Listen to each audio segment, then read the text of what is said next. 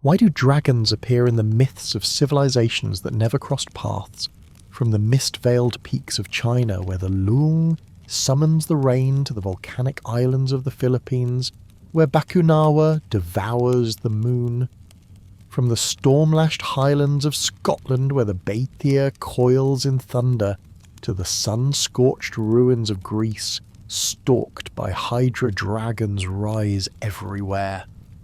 And yet here is the paradox: not a single culture ever proved they were real. Still, every people told the same story: fire-breathing monsters, sky serpents, scaled leviathans hoarding treasure or swallowing the sun.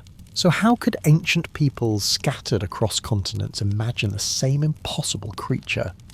Was it shared hallucination? Or is something older, something buried in the soil of both earth and memory, whispering through these myths? What if the legends were not fantasy at all, but encrypted records of real events? Perhaps the dragon bones unearthed in China were the fossilized remains of dinosaurs. Perhaps the fire-belching chimera of Lycia was born from the burning vents of Turkey's eternal flames. Perhaps whole villages in ancient times unknowingly mined prehistoric skeletons, weaving stories around the giants they could not explain. But before we dig deeper, if mysteries like this ignite your curiosity, don't forget to like and subscribe and share your thoughts. Do you believe dragons once existed in some form? Or are they nothing more than the monsters of our collective imagination? Welcome to geomythology, a science where legends become geological evidence. Together we'll unearth the fossil roots of dragon myths, decode why our brains are wired to fear them, and uncover how fire-breathing beasts once helped humanity make sense of storms, meteors, and even extinction itself. This isn't fantasy, this is our forgotten prehistory, written in the language of dragons. One dragons, the monster you already know. Have you ever looked a dragon straight in the eyes? Picture this: you're standing in the middle of a crowded festival. Golden lantern light flickers against the night sky. Drums thunder like rolling storm clouds. Suddenly a colossal dragon coils into view, its blazing red eyes piercing through the dark. You hear every breath, feel the heat rising from its twisting body, even though you know it's nothing more than paper and bamboo, and still your heart races. Why does a creature that never existed move us so deeply?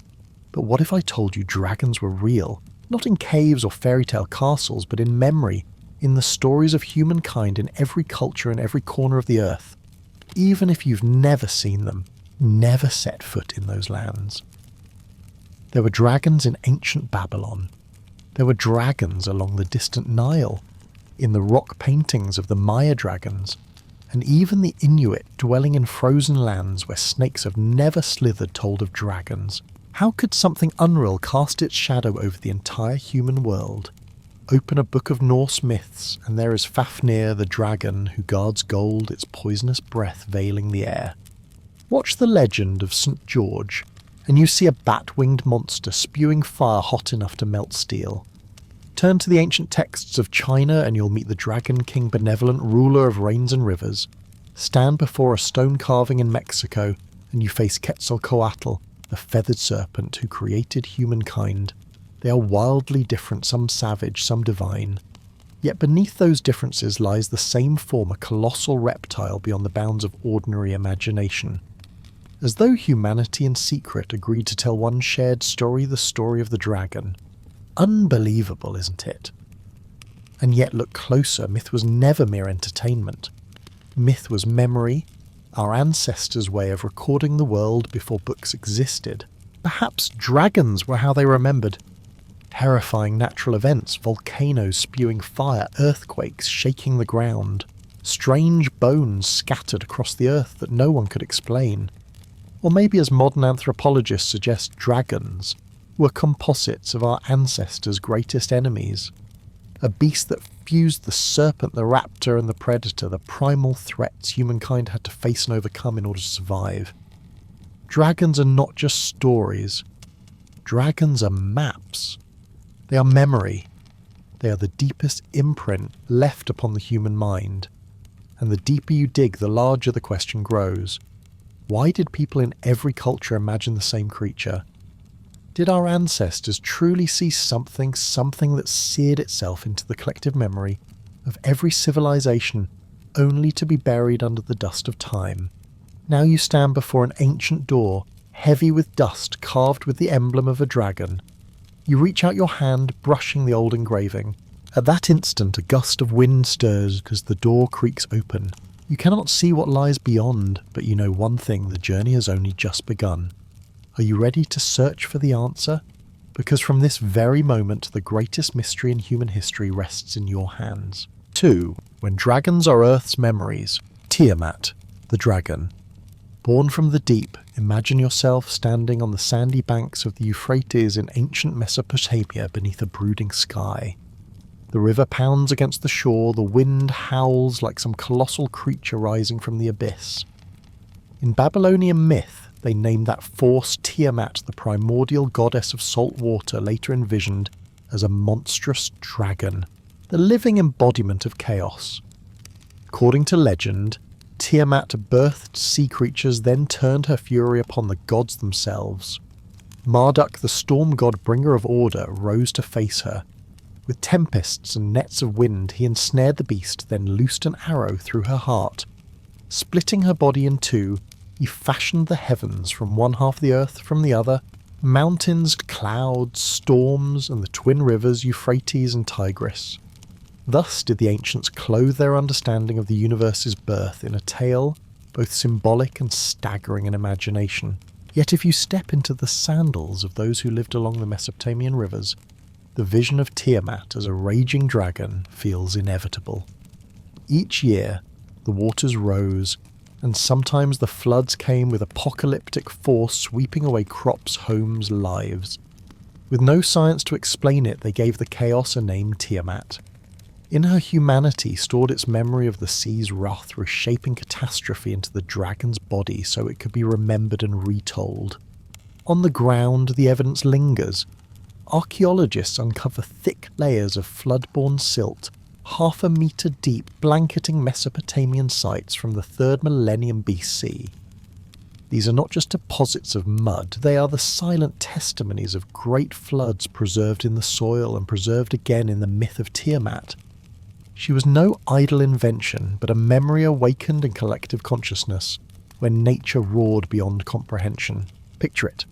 Someone tells you of a flood where waters climbed higher than the rooftops, swallowing everything in hours. By morning, dead fish floated everywhere. No one knew why. A few years later, in retelling the story, grew teeth and scales, Tiamat appeared a dragon, vast and merciless, a symbol of the ocean's destruction. Read deeper into the Enuma Elish, the Mesopotamian creation epic, and you'll notice something striking. Marduk conquers Tiamat with storms, floods, and winds, an echo of how humanity itself battled the rivers with levees, canals, and dams. The myth becomes metaphor, the dragon subdued by the order humans carved into nature. So the next time you see a dragon etched into temple walls, carved on artifacts, or painted in fragments of Mesopotamian art, remember this: it may not be fantasy at all. It may be a record, an ancient memory of natural disaster, preserved not in science but in story, retold as the sea once roared like a monster. Doesn't it seem then that Tiamat is no longer merely a creature of imagination, but the fossil of memory itself? Each flood transfigured into the shape of a dragon carried across millennia. If you feel that shift, you have already stepped onto the path of uncovering the deeper purpose behind dragon lore. Cadmus and the dragon's teeth. Fossil memories from the earth. Did you know that in ancient Greece there was a story about dragon's teeth that may not have been pure myth? Cadmus, the hero of Thebes, slew a dragon that guarded a sacred spring. Following the counsel of the goddess Minerva, he sewed its teeth into the earth. Then, in a marvel beyond imagining, from each tooth sprang a fully armed warrior ready for battle. This tale appears in the classical works of Ovid and others, but what's striking is how the symbolism of the myth seems to echo something very real: the fossilized teeth of mastodons. On the Greek island of Chios, archaeologists have unearthed countless mastodon remains, especially massive molars with deep ridges and sharp edges, precisely the kind of strange relics an ancient civilization might describe as the teeth of dragons. The people of that time knew nothing of dinosaurs or prehistoric elephants. To them, these teeth were proof of legendary beasts. When Cadmus planted dragon's teeth, the story may have been a metaphor for sowing the memory of a distant past, a way of explaining the uncanny relics that surfaced from the soil. Imagine standing there yourself. You pick up a fossilized tooth, heavy-ridged and sharp, unlike anything from the creatures you know. You don't have the word mastodon. All you know is that this must belong to some colossal monster. So when you hear the tale that each tooth could give rise to a warrior, it doesn't feel like exaggeration, it fits your experience. The story becomes a powerful image, a way of preserving memory before science could offer explanations. Even more intriguing archaeological studies will suggest that in many parts of Greece, especially around Chios folklore, describe these places as wild dragonlands. Locals believe that the bones they unearthed marked the lairs of mythical beasts. In truth, they were finding mastodon fossils. The myth of Cadmus thus became both symbolic explanation and an unconscious archive of humanity's encounter with deep prehistory.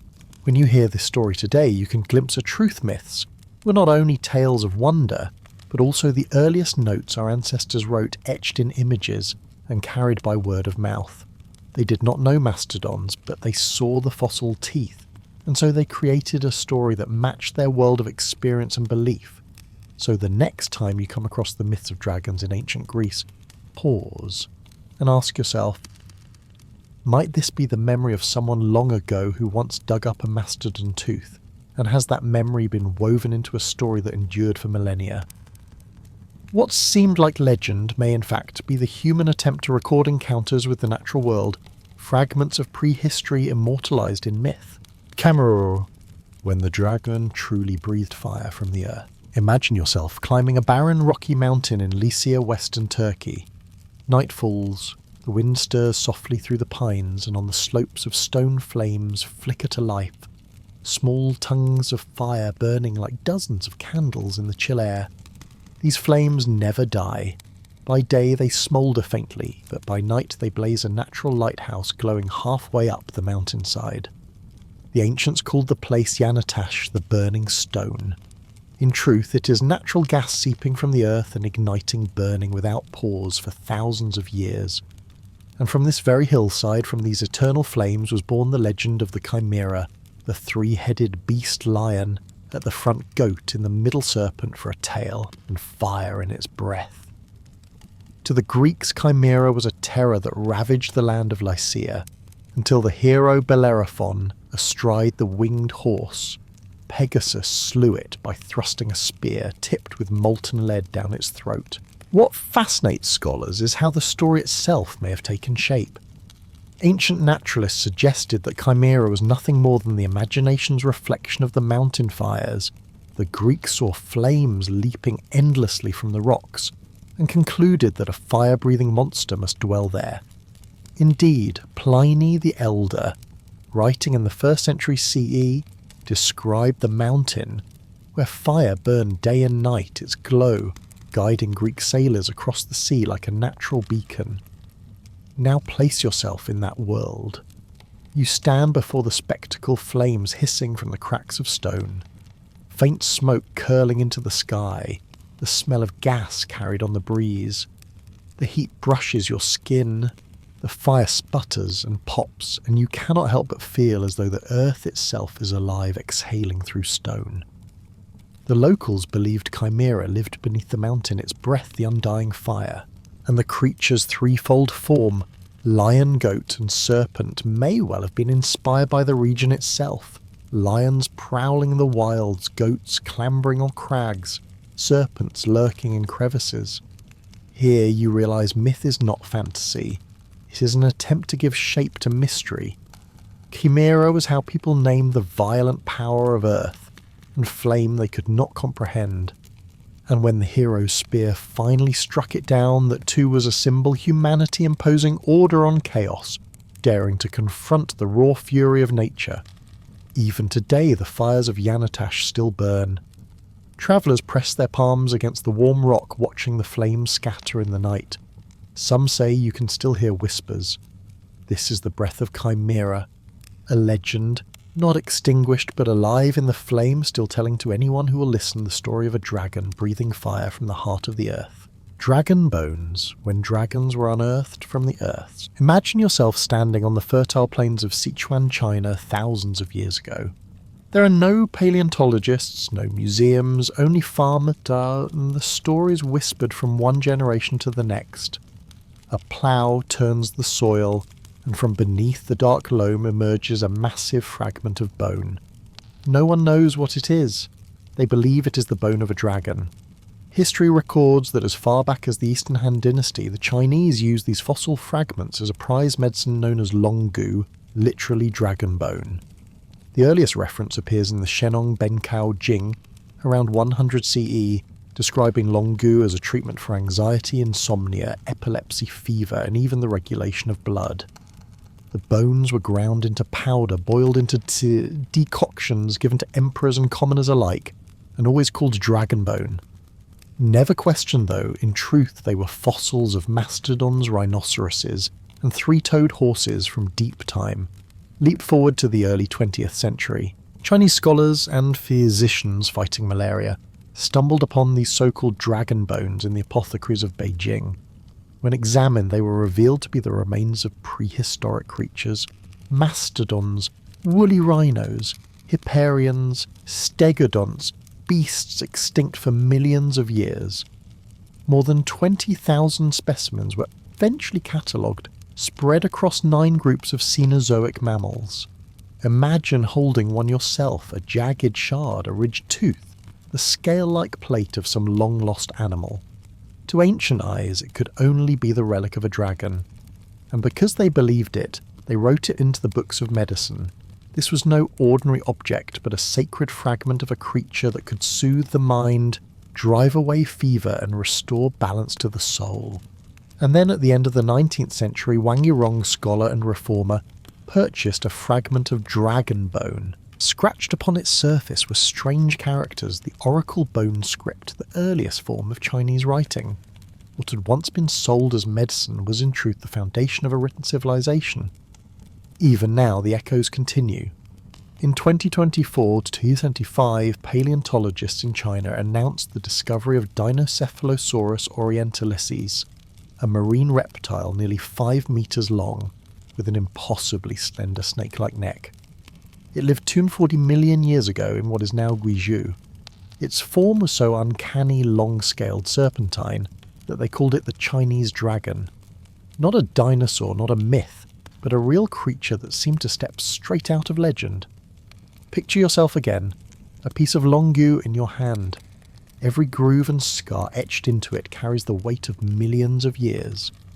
You do not need to see a living dragon to believe the old saying they found dragons beneath the earth, because in a way they did.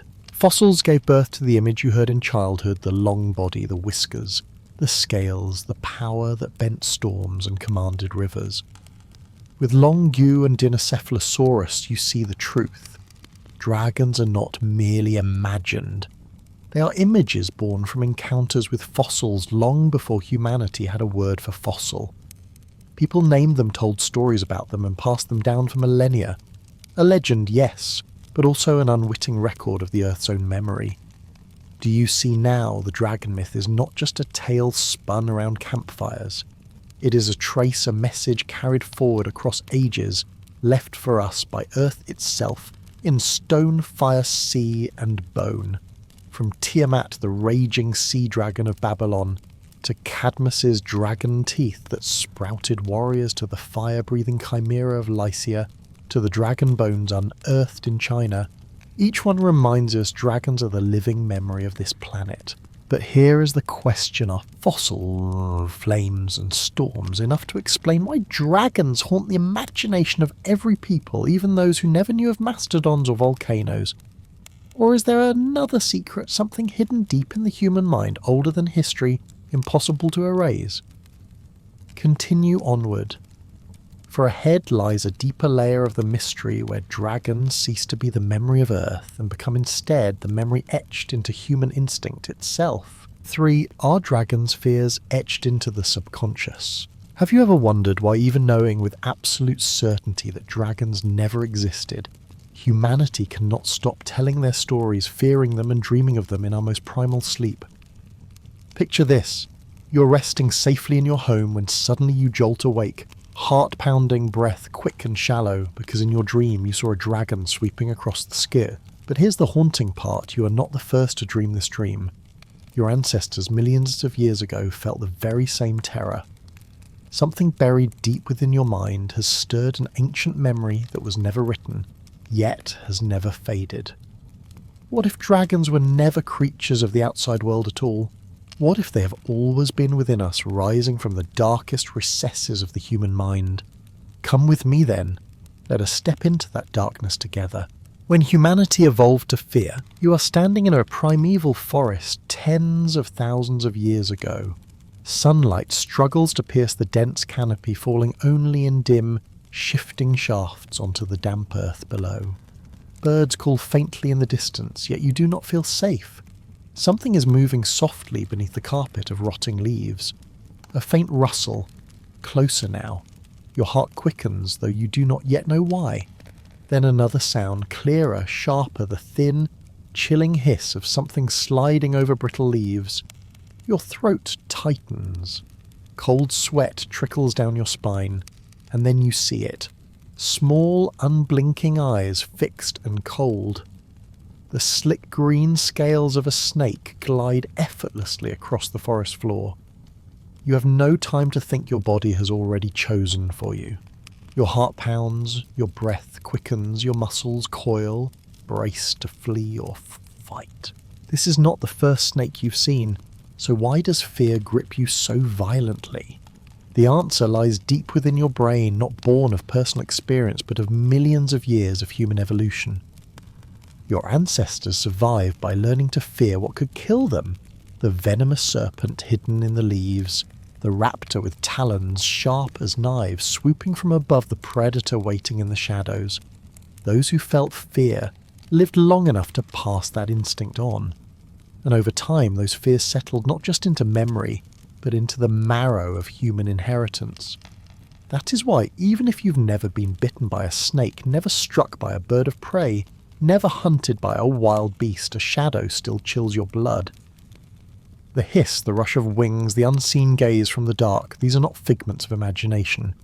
They are the alarms wired into your body by nature itself, an ancient warning system passed down from those who survived a harsher, hungrier world. Now standing here in this primordial forest, you realize something profound. The fear you feel before the snake is not new. It is the oldest memory of all recorded. Not in books or stories, but in your body, your mind, and in the blood running through your veins. A perfect creature of fear. You sink into sleep, but no peace awaits you. In the dream, you find yourself wandering through a primordial valley, no sunlight, only suffocating darkness pressing in on every side. Suddenly, a sound tears through the void. The thunder of enormous wings so heavy they make the sky itself tremble. A vast shape plunges out of the night, and for the first time you stand face to face with the creature that has haunted humanity's imagination for countless generations, a dragon made real. The first thing you see is its body, long, sinuous, sheathed in gleaming scales that glisten like the skin of a serpent. A chill runs the length of your spine, because in that instant your primal instincts flare awake. This is venom. This is the serpent, an ancient terror etched into the human brain millions of years ago. But the dread does not end there. The dragon unfurls its wings, immense menacing. You see every detail, the stretched leathery membranes, thin as those of a colossal bat, or perhaps the silhouette of a raptor wheeling above the prehistoric sky. Another ancestral memory ignites within you. Warning of danger from above, swift, merciless, inescapable. Your forebears once lived in constant fear of the shadows of giant birds descending without warning to snatch the helpless. Now that memory has risen again embodied before you, As the dragon swoops lower, you glimpse its massive legs, its talons like curved knives. These claws are the unmistakable marks of predators' beasts lurking in the dark, waiting to tear and devour. You know instinctively this is not a foe you can outrun or resist. This is death incarnate, a culmination of every peril your ancestors ever fled. And then the horror peaks. From deep within its throat, the creature growls a rumbling guttural thunder, and then exhales pure annihilation. A torrent of fire bursts forth, searing, overwhelming, as if the beast breathes destruction itself. Fire, the ultimate force of nature, untamable, consuming everything it touches. With that final element, the nightmare is complete. The dragon before you is no random monster.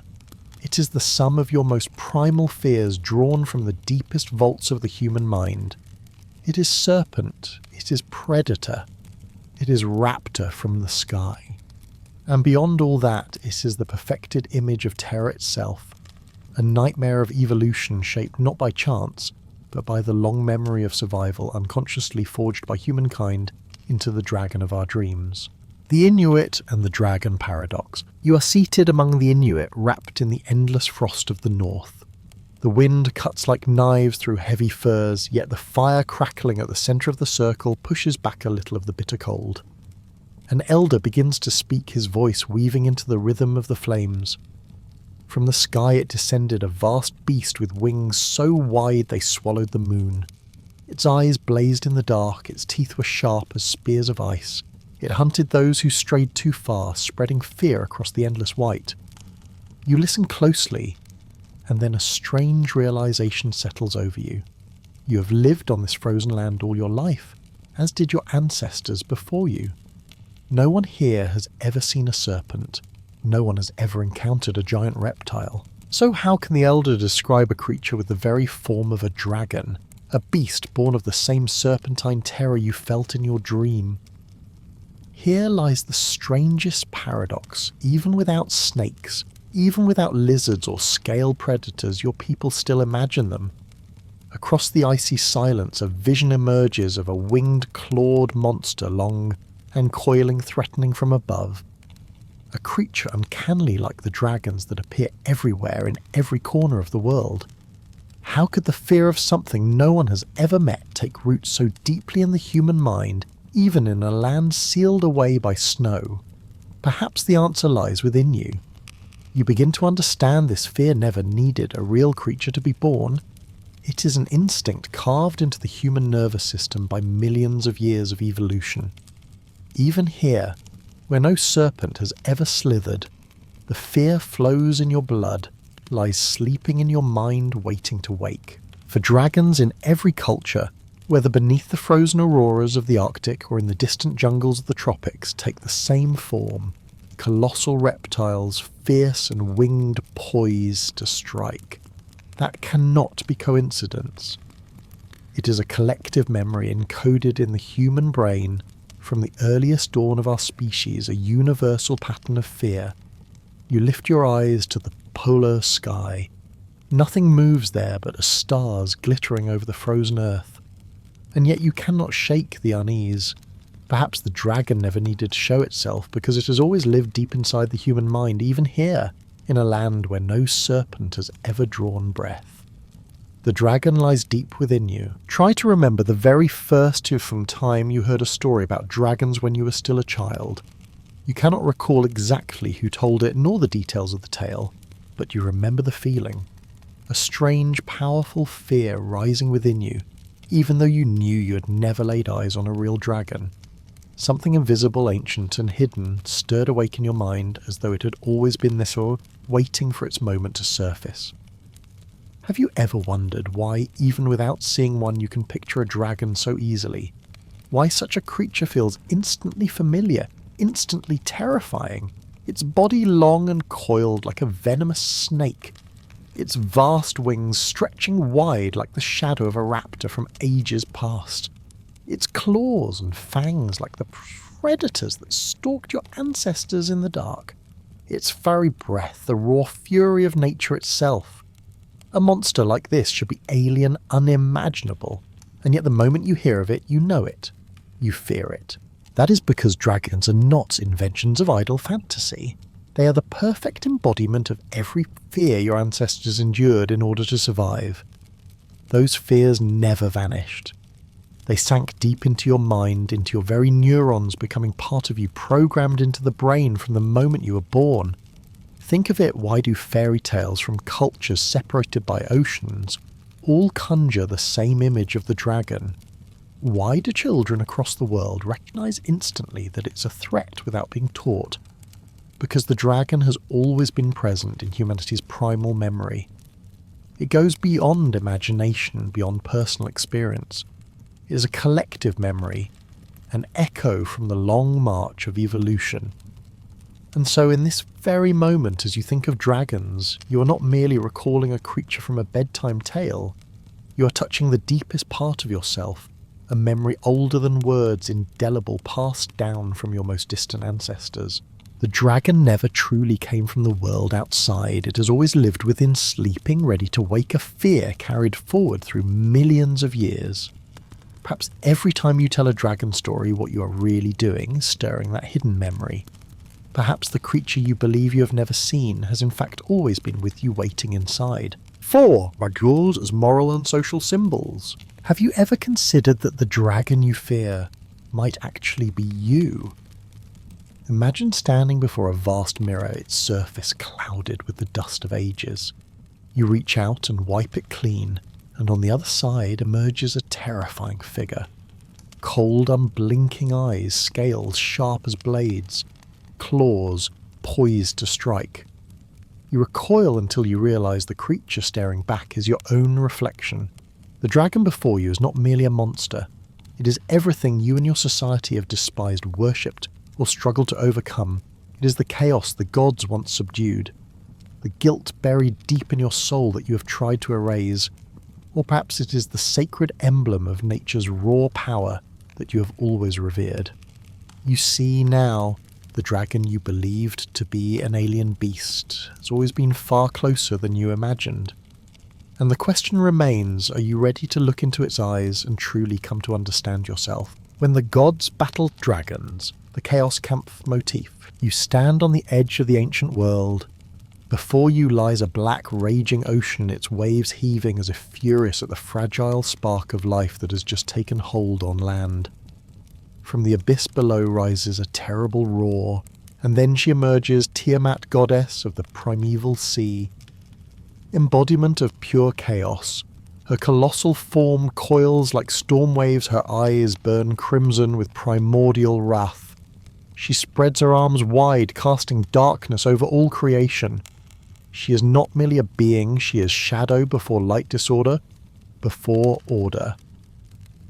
Opposite her stands Marduk, god of the storm. His gaze flashes like lightning through the night, his bow drawn, his voice thundering a challenge that shakes the heavens.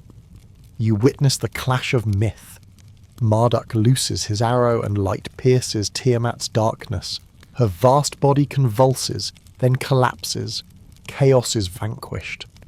From her fallen form, Marduk fashions the world's sky and earth. Light and shadow and order is born. The scene shifts. Now you stand upon Mount Olympus. The Greek sky darkens from azure to pitch, thick clouds rolling over the peaks. The earth trembles beneath your feet as Typhon rises, a monster with 100 dragon heads writhing from his shoulders. Each breath is a storm, each roar a threat to unmake the world. From above, a bolt of lightning tears the heavens. Zeus descends, wraith blazing in his hand, clutching the thunderbolt of divine power. He hurls it into Typhon's heart. One by one, the dragon heads shriek rage and fall silent. The world steadies, peace restored. In that instant, you understand Typhon is no ordinary beast. He is chaos itself, the devouring shadow every civilization must conquer to endure. Once more the vision changes. You find yourself by the sacred river of ancient India. There coils Vritra, the dragon, wrapped around the mountains, choking the waters meant for humankind. His scales shimmer like steel. His breath is drought, his eyes the despair of thirsting people. Then the drums thunder. Indra, god of storm and lightning, strides forth with his adamantine mace. The battle shakes the heavens, each blow ringing like thunder on stone. At last Vritra falls. His grip loosens and the rivers break free, rushing down into the valleys, bringing life back to the land. And in that moment you see clearly the dragon is the eternal emblem of chaos, and the gods are those who rise to impose order to keep the world alive. The war between gods and dragons is not just myth. It is the eternal struggle between light and darkness, between order and chaos, between life and death. It is the battle you yourself fight each day, the battle all of humankind has never ceased to face. Western dragons, the embodiment of sin, you stand before the mouth of a cavern black and fathomless. From its depths rolls a choking tide of smoke, heavy with sulphur and ash, as though this place were a gateway straight into hell. You know what waits within not just any dragon, but the embodiment of everything cruel and corrupt that humankind has ever faced. Your mind turns to Hydra, the monster Hercules once fought. Not one head but many, and for every head severed, two more sprouted in its place. Hydra was more than a beast, it was the image of sin's persistence, of greed's insatiable hunger, of evils that never die, but always return. Hercules prevailed only when he burned each wound to its root, as though only by searing away corruption at its deepest core can virtue and justice be restored. Then you recall Leviathan, the colossal dragon of Hebrew legend lurking in the abyssal sea. It symbolized absolute chaos, evil hidden beneath calm waters, waiting for its moment to rise and destroy the sacred order. Leviathan warns that beneath society's fragile shell of civility lies a dark force that can awaken at any time, a reminder to remain vigilant, to defend the fragile flame of what is good. And still another voice echoes the scripture's vision of the great red dragon, embodiment of Satan himself, the ultimate adversary challenger of faith, tempter of souls. This dragon does not only annihilate, it seduces, corrupts, and drags humanity into the spiral of sin. To battle the red dragon is to confront the darkness within one's own heart, a ceaseless struggle where the only prize is salvation and moral light. Now, standing before the cavern's yawning maw, you understand this is no mere monster. The dragon inside is a mirror of everything humanity fears most: greed, cruelty, injustice, and the abyss within ourselves. To face it is to fight for more than survival. It is to fight for the soul of society, for the fragile balance between shadow and light. You tighten your grip on the sword in your hand. Your heart pounds not only with fear, but with the weight of recognition. This battle is not a myth told by others. It is yours. It is the eternal moral struggle, the unending responsibility that comes with existence itself. And as you step into the cavern's darkness, you know you're entering the hardest journey of all, waging war against the dragon that never dies, the one that dwells in the depths of your own soul. Eastern dragons, sacred creatures of harmony with nature, you stand amidst an Eastern festival wrapped in an air of peace and reverence. Lanterns shimmer against the night sky, fireworks crackle in bursts of colour, and drums and gongs thunder in steady rhythm, the heartbeat of a people. Around you the crowd waits in hushed anticipation, eyes lifted heavenward as the legendary creature is revealed. A colossal dragon woven from paper and radiant silk, gliding in serpentine grace through the sparks of firelight. And then you realise something remarkable. This dragon does not roar with fury like the beasts of Western tales. Instead, it rises with elegance, flowing like water, drifting like cloud. No fear stirs among the people. Instead, they press their palms together in respect, eyes gleaming with hope and gratitude. In the East, dragons are never monsters to be slain. They are sacred beings, symbols of power, fortune, and harmony with nature. In Chinese tradition, the dragon long is the very embodiment of nature's life-giving force.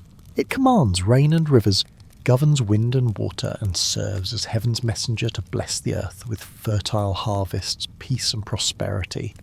Thus the dragon is revered not only as a royal emblem, but also as a moral one, a guardian spirit uniting humankind with the cosmos. Your gaze drifts to banners swaying in the night breeze. each one emblazoned with a golden dragon against crimson cloth. Such emblems have long marked the dynasties of the East Japan, Korea, Vietnam, all honouring the dragon as protector of kings and keeper of the divine bond between humanity and heaven. A noble creature, sovereign, yet harmonious, bringing rain and balance, granting life to all beneath the sky. As the ritual of rain prayer begins, you feel the weight of their devotion. For these people, the dragon is no enemy. It is a guardian, a benefactor, a benevolent god who shelters and sustains them. Their prayers rise softly, earnestly, seeking peace, seeking gentle rains, seeking lives lived in harmony with the natural world. And in that moment, as you watch the paper dragon weave between fireworks and beating drums, you finally understand the profound difference between East and West. In the East, the dragon has never been the embodiment of sin or chaos to be destroyed. It has always been the embodiment of hope of humanity and balance with the universe of earth and sky, joined in harmony. Your heart grows lighter, as if touched by something sacred, serene, and profoundly good, the very essence of what the dragon means in this part of the world. Dragons, mirrors of society and human belief. You stand in a silent chamber before two vast paintings hung side by side. Both depict a dragon, yet each tells a story utterly different from the other. The canvas on the left seethes with violence. A Western knight clad in gleaming armour throws his full strength into battle against a ferocious beast. His eyes blaze with resolve, his grip tight on a steel blade as though he has but one purpose: to destroy the monster before him. The dragon here is wild raging, an incarnation of everything the hero must overcome: chaos, sin, temptation, the shadow of human fallibility. In this vision, the dragon is evil itself, a darkness that must be vanquished for virtue and life to endure. You turn to the canvas on the right and the scene transforms. Tranquil eastern village unfolds. Villagers stand in reverent lines, bowing low as a dragon glides gracefully through the sky. This dragon is majestic, serene, in harmony with all that surrounds it. No menace lingers in its presence. Instead, it radiates sanctity, a symbol of peace, prosperity, and balance between humanity and nature. Faces in the crowd glow with faith, hope, and reverence. Here the dragon is a noble being, embodying the highest ideals of the community. Stepping back, your eyes take in both paintings together. A sudden realization stirs within you: the dragon has never carried a single meaning. Its meaning is shaped entirely by the society that imagines it. In the West, it became the image of chaos and corruption, for that culture grappled with moral conflict and the shadow within every soul. In the East, it was revered as a guardian and benefactor, for those societies cherished harmony, veneration of nature, and the awe of natural forces. And so as you stand before these two mirrors of myth, you understand the dragon is not an independent being at all. It is a reflection of values, fears, and hopes cast by the people who created it. To some it is the greatest foe, to others the highest protector. In truth, it has always been both, depending on the gaze that beholds it.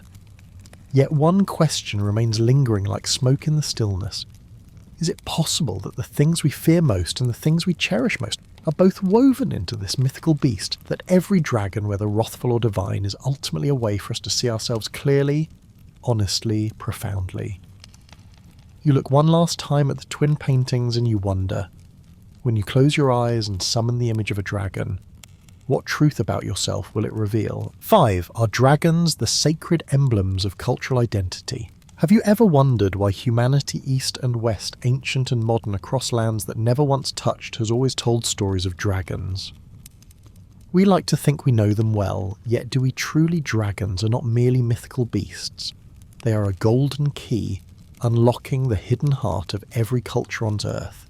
From the dawn of time, wherever human beings have lived, dragons have appeared as cultural truths enthroned in the majesty of Emperor Xerxes, slain at the edge of a knight's sword, revered on ancient stone walls.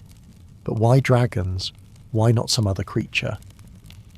Because the dragon is the clearest mirror of all, the reflection of each civilization's values, beliefs, and deepest fears.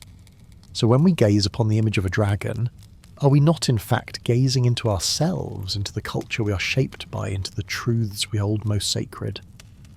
This is not only a tale of myth. This is the story of humanity itself, a story written not in ink, but in the living script of history, culture, and the faith of billions of souls who have walked this planet. Chinese dragons, imperial authority and supreme power. You stand in the vast courtyard of the Forbidden City at the break of dawn. The first rays of sunlight pierce the layered eaves, gilding every glazed tile in shimmering gold as if the entire palace has been clothed in a robe of pure light. Around you silence reigns, an expectant hush, as though all creation is holding its breath for something sacred to unfold. Your footsteps echo in the stillness as you cross beneath a great red wooden gate, carved in intricate detail, and step into the grand hall. There, your eyes are immediately drawn to the throne raised high upon a stone dais, flanked by massive pillars coiled with dragons, carved in exquisite precision. You walk closer, and it feels as though you are stepping beyond the world of mortals. The dragons upon the throne fix their gaze upon you, not with ferocity, but with a commanding authority that compels you to bow your head. You lift your eyes. The dragon's body winds endlessly like a river in perpetual motion. Each scale, carved with a painstaking care, gleams as if inlaid with gold. Its horns curve upward, reaching toward the heavens, bridging earth, and Skeet, its open mouth, exhales clouds and mist, proclaiming itself the creature that holds dominion over all things, the sovereign spirit with power to shape the fate of the world. Upon the throne lies the imperial robe, embroidered silk ablaze with the image of the five-clawed dragon glinting under the morning light. In that instant you see the emperor himself, seated there, calm eyes, steady hand resting on an armrest carved into a dragon's head, every gesture radiating the absolute authority of the Son of Heaven, the one chosen by the cosmos to govern all beneath the sky. And you understand why the Chinese people exalt the dragon above all other symbols. It was never a beast to be feared, but the perfect incarnation of nature's might, and emblem of sovereignty, harmony, and the union of man with the universe. You step back and the meaning grows clearer still here. The dragon embodies the philosophy of Tian Ren He Yi, the unity of heaven and humanity. It signifies balance between yin and yang, the bringer of rain and harvest, guardian of prosperity and order. In every imperial rite, in every festival procession, the dragon appears not as myth, but as sacred presence, a reminder of the ruler's duty to his people, and of humankind's duty to live in harmony with the natural world. As you turn and leave the great hall, the image follows you. The red lacquered gates, the dragon-carved pillars, the golden roofs arched against the sky, all impress upon you the enduring conviction of the Chinese that the dragon is not merely the emblem of imperial power, but the immortal soul of a civilization itself, the wondrous meeting point between heaven, earth, and the human heart. European dragons, knights and legendary beasts, you stand among the ruins of an ancient European castle, twilight spilling across the sky, in a deep crimson glow like blood soaking the heavens. Before you rise broken stone walls, their cracks blackened by soot, as though they still hold the memory of a terrible battle. You kneel, your fingers brushing against a dragon scale scattered on the ground, cold as steel, sharp as a blade. In that moment you realize you are standing on the very traces of legend, a battlefield that haunted Europe's imagination for centuries. From the shadows of the ruined fortress, you almost hear the heavy footfalls of the Knight St. George. His eyes gleam through the darkness. His sword gleams brighter still, slicing a line of light into the night.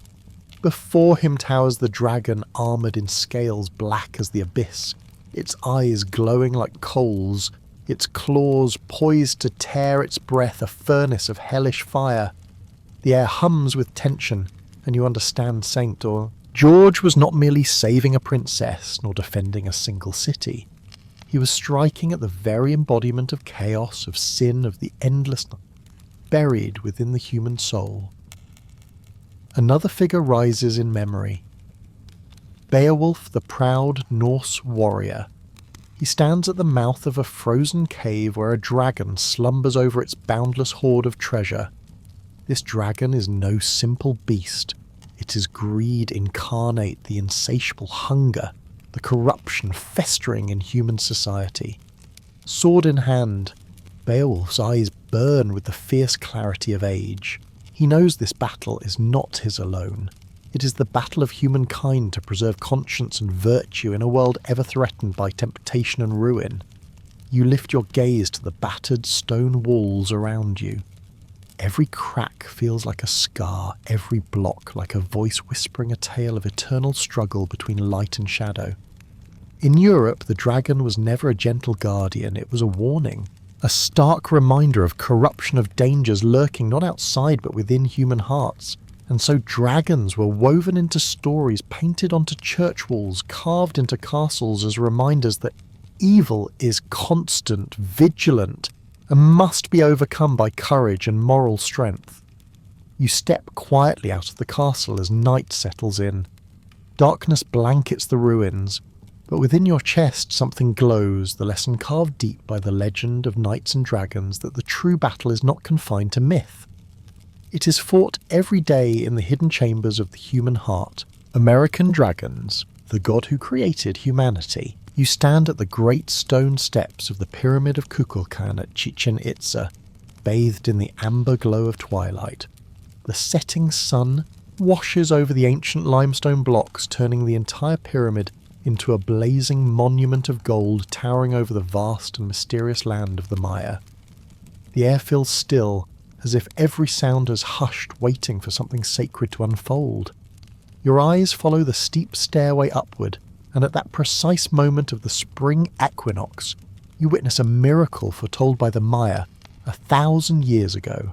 The shadows cast by the pyramid align to form the sinuous body of a colossal serpent slithering down the stone steps.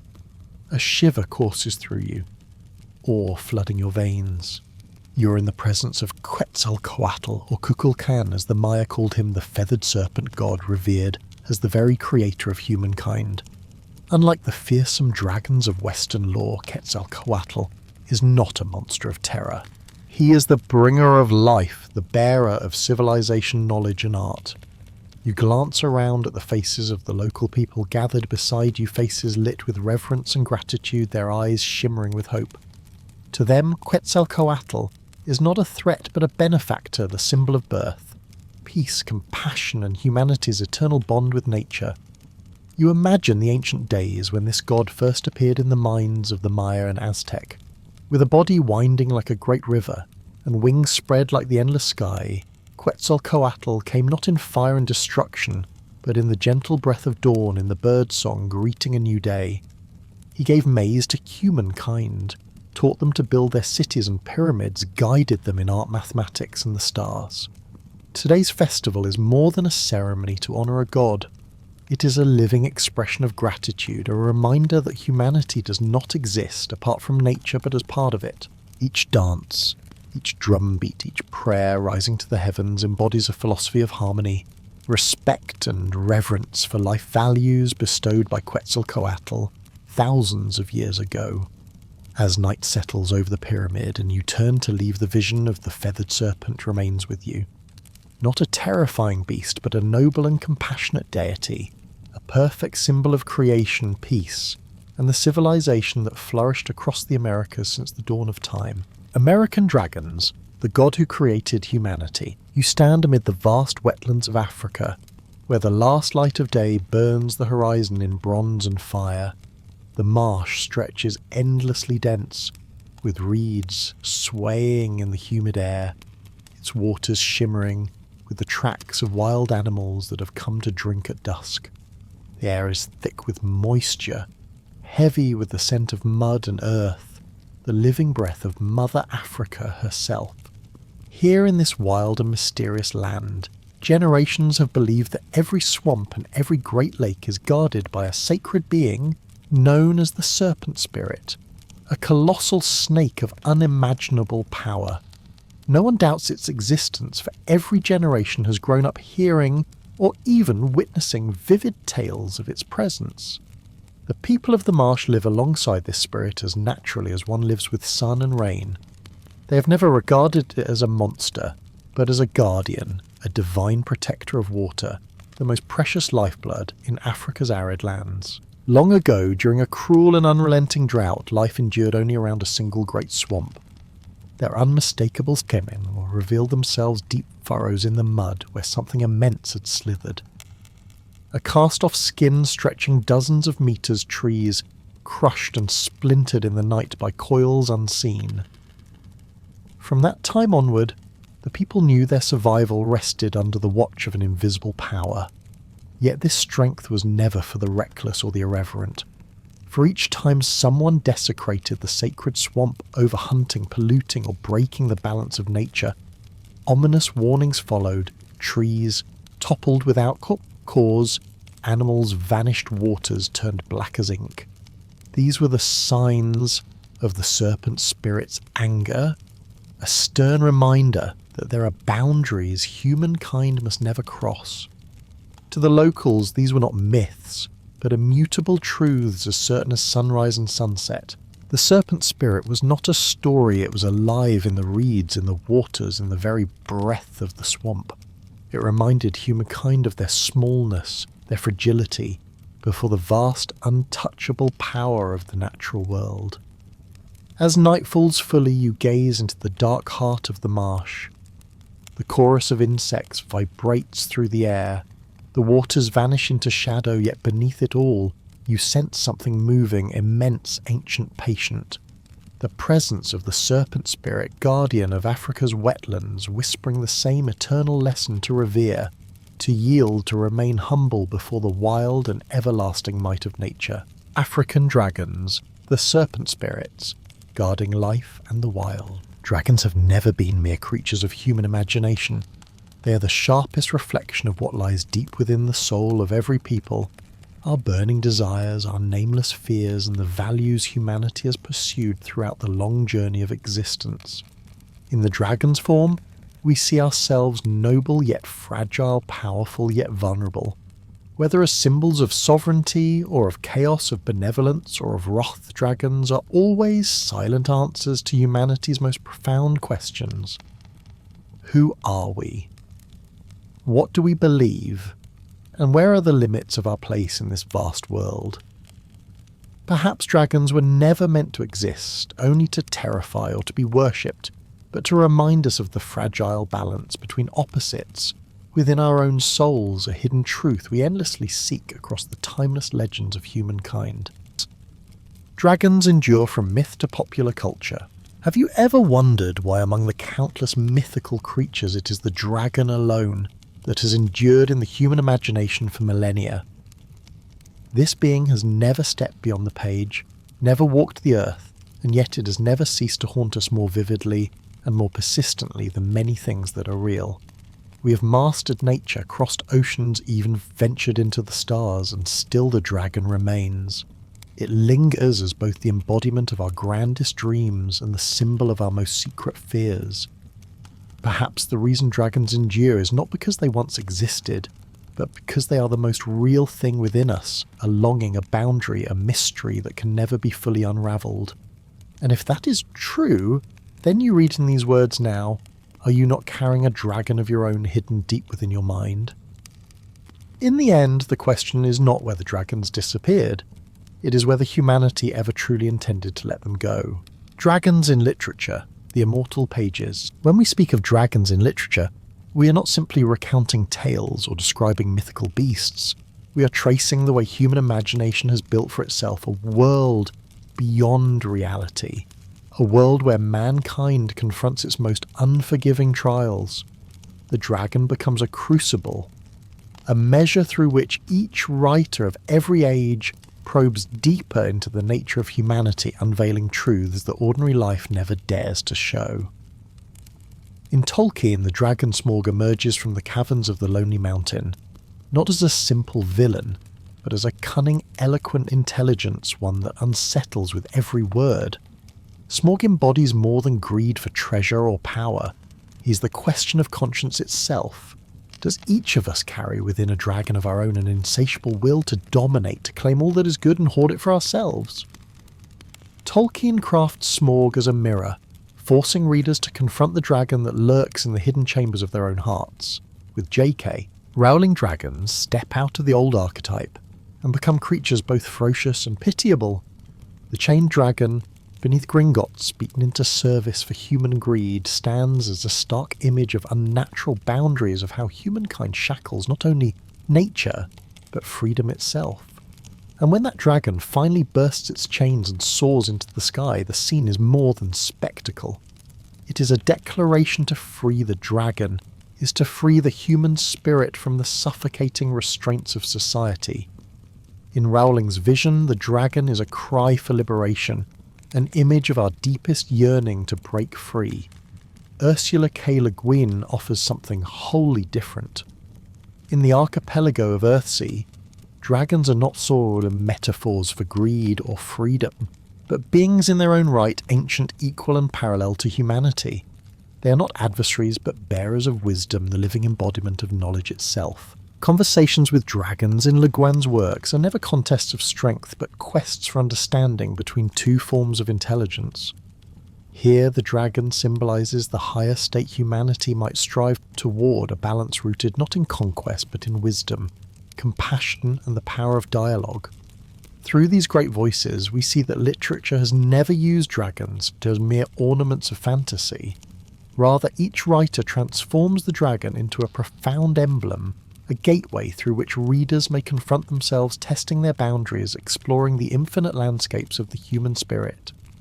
Dragons in literature endure not as monsters, but as echoes of our oldest questions, as silent answers to truths reality can never fully disclose. Dragons in the world of gaming, when myth steps beyond the page. If in literature the dragon is a symbol for reflection, then in the world of gaming it becomes something entirely different.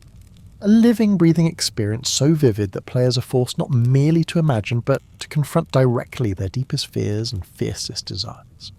No longer confined to stories told by others, dragons in games demand that you write the adventure, that you test your own limits before an ancient, overwhelming power. You stand beneath the grey skies of Skyrim, icy winds cutting through your armour. From afar a roar erupts, thunderous, timeless Alduin the World Eater unfurls his massive wings across the heavens. In this world, the dragon is an unstoppable force, yet also the truest test for the player. Can you conquer such ancient might? Can you step into the destiny of the dragonborn chosen to defeat the beast and save the world? Here, every battle against a dragon is more than a clash of steel and fire. It is a trial of courage, of whether you dare to embrace the spirit of the adventurer within. Step into the shattered lands of Elden Ring, and the dragon becomes something more inscrutable, more terrifying.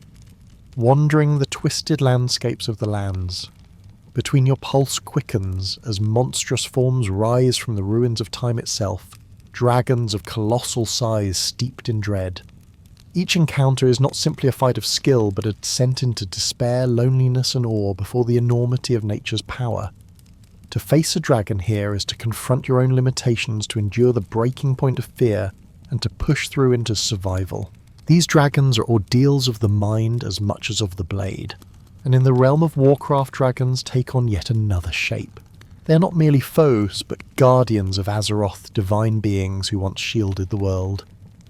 You behold Neltharion Deathwing, once protector, now cataclysm incarnate, tearing at the very fabric of existence. His fall asks a deeper question when power grows too great. How fragile is the boundary between protector and destroyer, between good and evil? Warcraft transforms the dragon into a mirror of moral struggle, where fighting the beast is also grappling with the corruption and responsibility bound up in absolute power. Across these worlds, dragons are no longer ink and parchment, no longer flickering images on a screen. They breathe, you feel their scorching breath, their wing beats shaking the ground, their roars rattling your very bones. Yet beyond the spectacle they endure, because they teach a timeless lesson in both virtual and real worlds. We need challenges vast enough to reveal the true measure of our strength.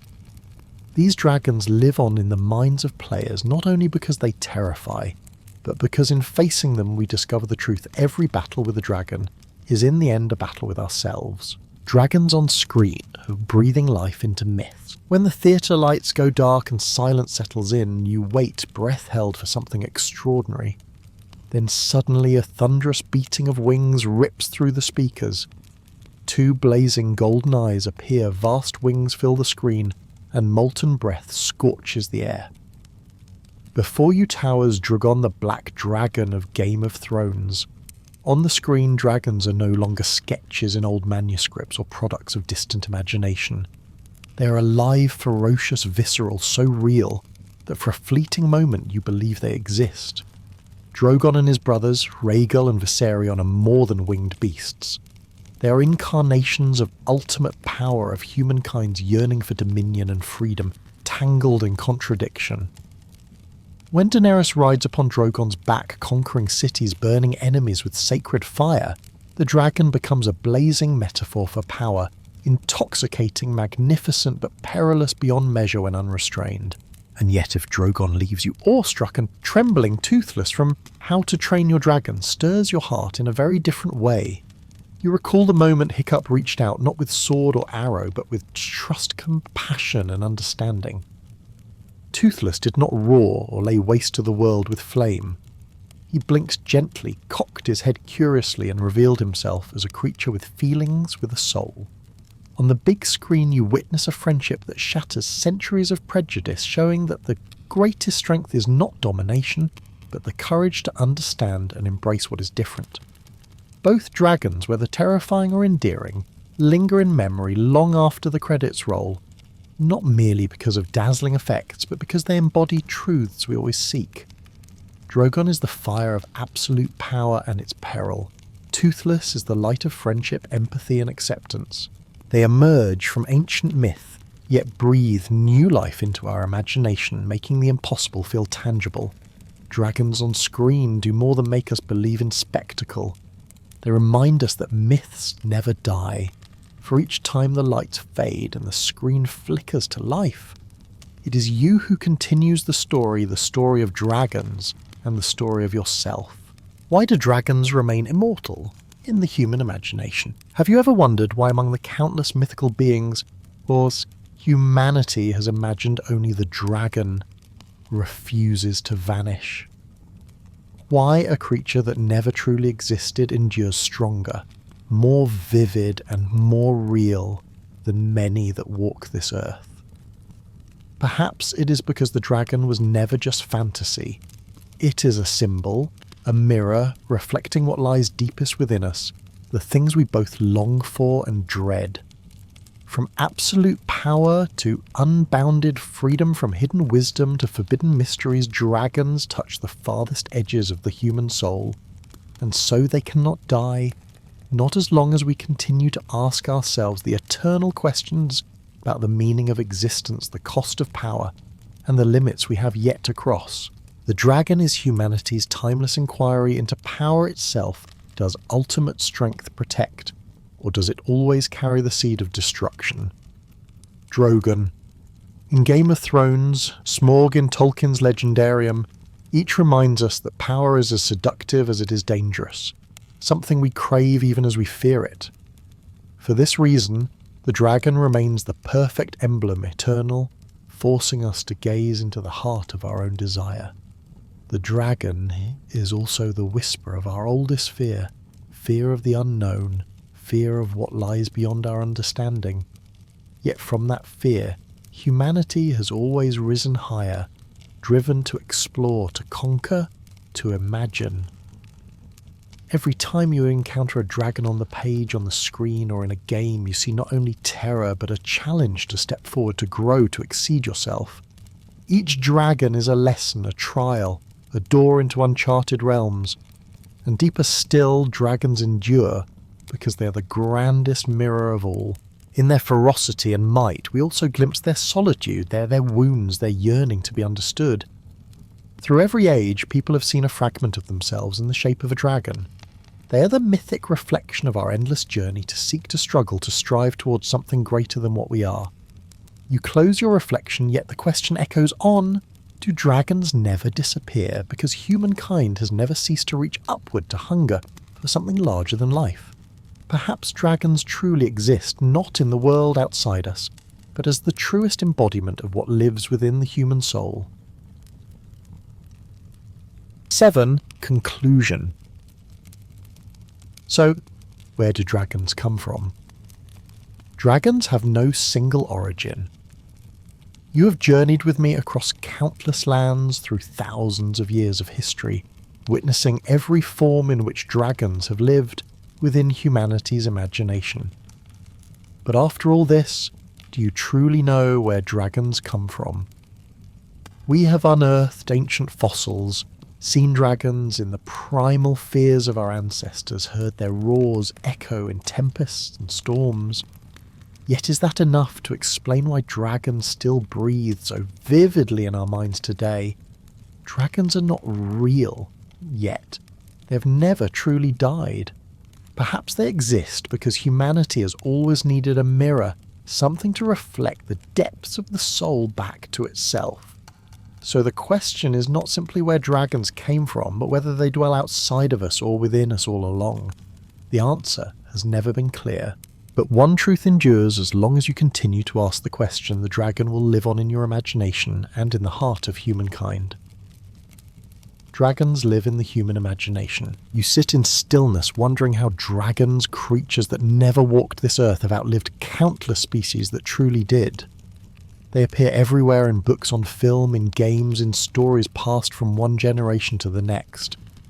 Their existence does not rest on fact, but on something deeper, stranger, more enduring, the boundless imagination of humankind. From the very first stories ever told, dragons have stood as the ultimate trial. The hardest question, the endless journeys of humanity's search for itself. They are the embodiment of power, power both longed for and feared. Through the dragon we learn that the greater the power, the heavier the responsibility, and the closer the danger of destruction when greed takes hold. Yet dragons are not only symbols of power, they are also the perfect emblem of freedom, the freedom we crave, though we rarely have the courage to seize it. When a dragon spreads its mighty wings and takes flight into the endless sky, it becomes the truest image of our dream to break every chain, to escape every boundary, to chase horizons unimagined. In its flight we see our own yearning to be unbound, to be free. In every culture the dragon has been central to identity. It carries faith, philosophy, morality and the deepest values each people hold. In the East the dragon is harmony between nature and humankind. In the West it is darkness to be overcome on the path to light. Across the Americas the dragon is the divine creator of people and civilizations. In Africa it is the spirit of the wild, demanding reverence. Through each of these forms, dragons give us a way to see ourselves more clearly than ever before. And perhaps the most important reason dragons endure is that they have never offered us a final answer, only questions. Questions that demand we reflect, that push us to confront both ourselves and the world we inhabit. As long as we hunger to explore, to conquer new limits, and to face the hidden truths within our souls, dragons will live on, not in caves, nor skies, nor seas, but in the inexhaustible eternal imagination of humankind. Dragons, the creature that never died. You gaze toward the far horizon where the sun sinks slowly, leaving behind a sky ablaze, like the last breath of a legendary dragon. In that moment you wonder, could there truly exist a creature immortal, alive through all of time, though it has never walked this earth in flesh and bone? You know the answer is not out there, not buried in fossils, not in the ruins of ages past, but deep within the human imagination. Dragons have never disappeared for one simple reason: humanity has never allowed them to. We have always needed dragons, not merely to explain the mysteries of nature, but to see more clearly the mysteries of ourselves. Whenever we face a dragon in stories and games, on the screen or in dreams, we are really facing something greater, something hidden, a boundary not yet crossed, a power not yet mastered, a longing never spoken aloud. Each time a dragon is told, humanity is telling itself. Dragons are the supreme emblem of strength and dominion, but also the supreme emblem of responsibility. humility before nature's vastness. They embody our darkest fears, yet also our highest aspirations. Absolute freedom, ultimate wisdom, perfect harmony between humankind and the world around us. You realise now, dragons are not immortal because of scales, wings, or sorcery, but because of the endless power of storytelling.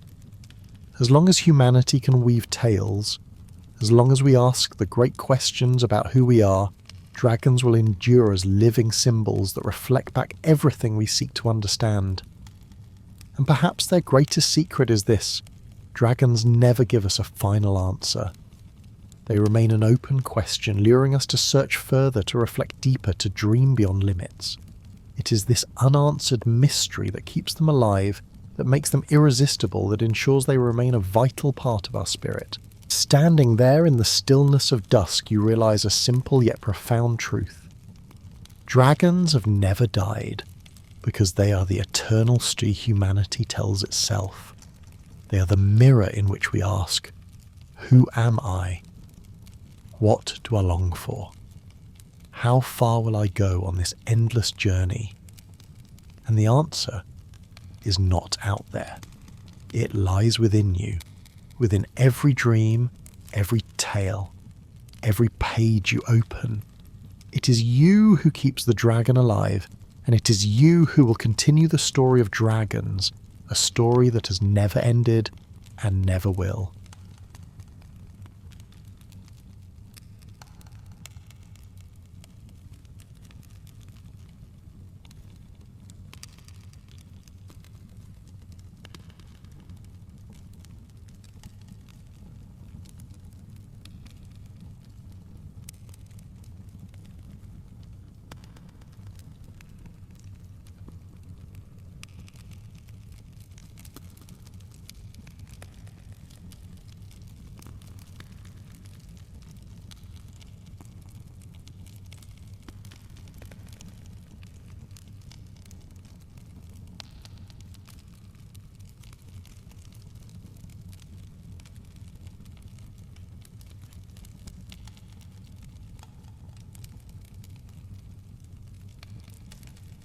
Welcome to Soothing Pod Sleep Stories.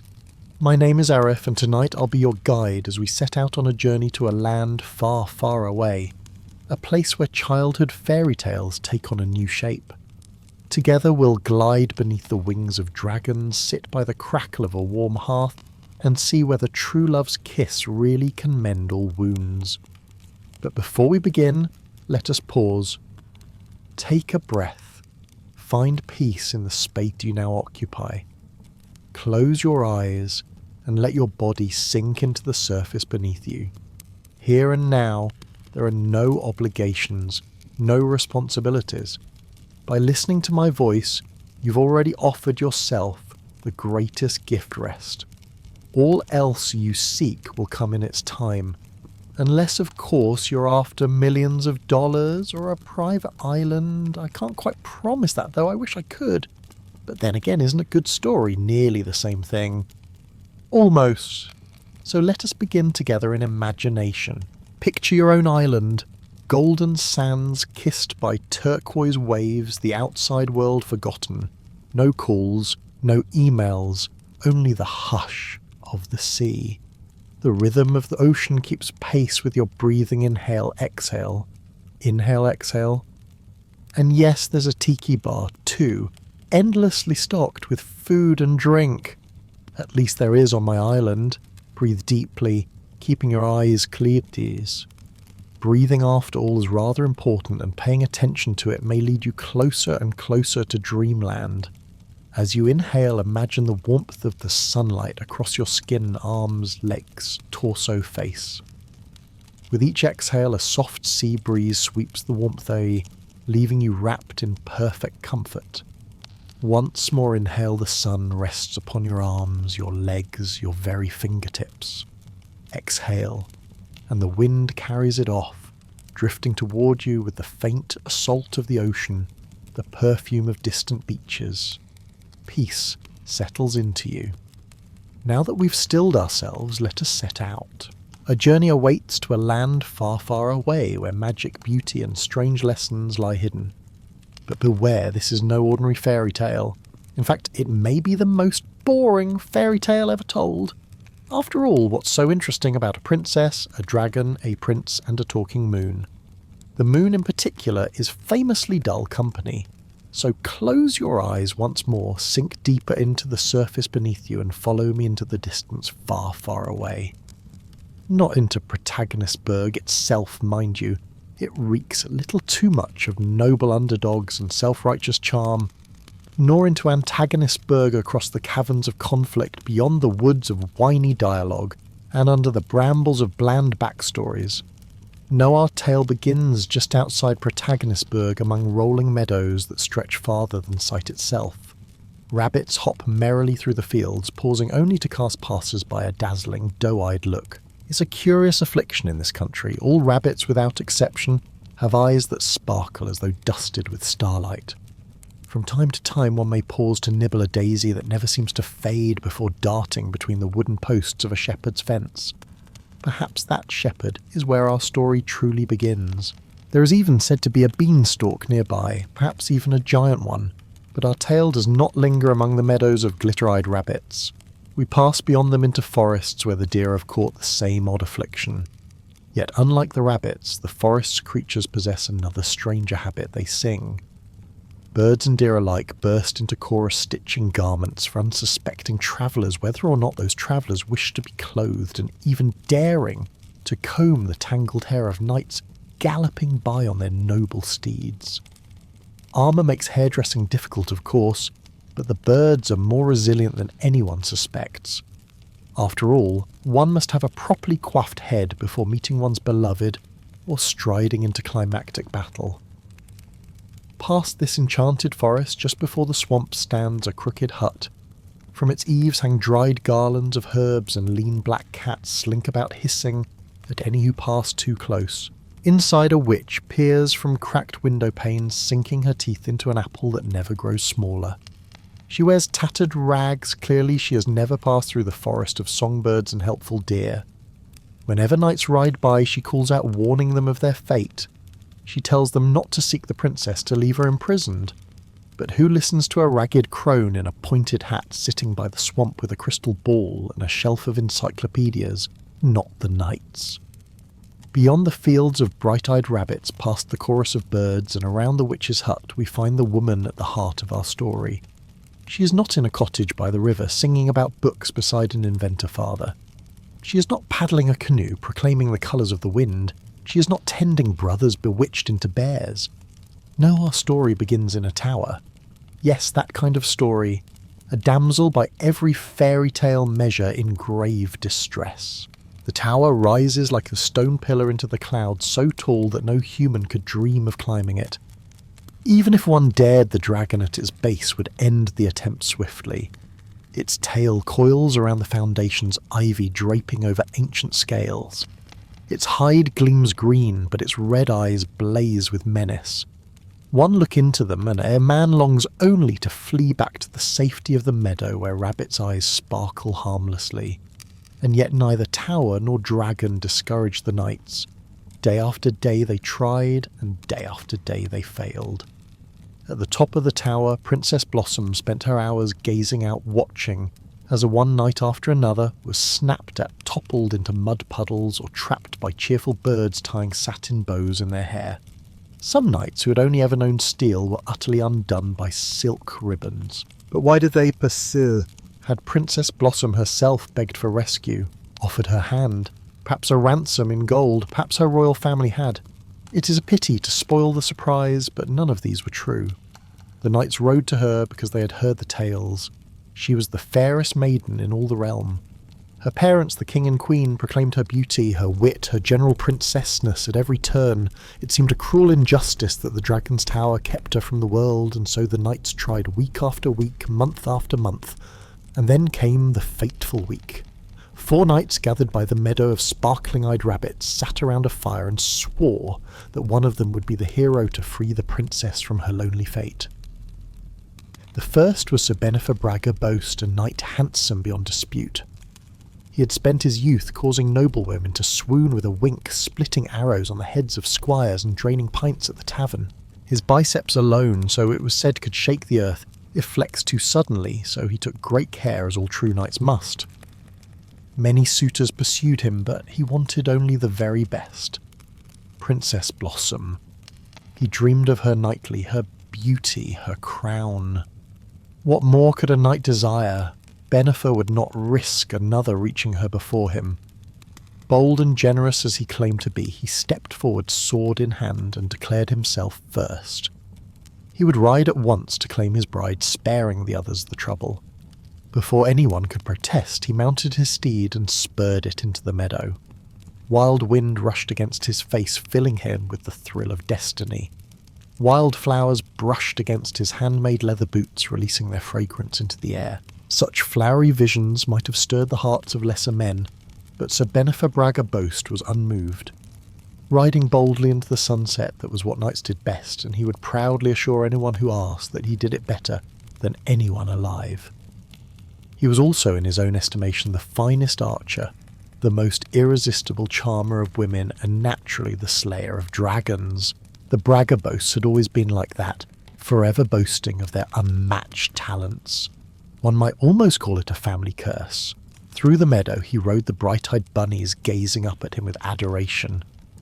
Bennifer met their sparkling eyes with his most potent defence, his smile.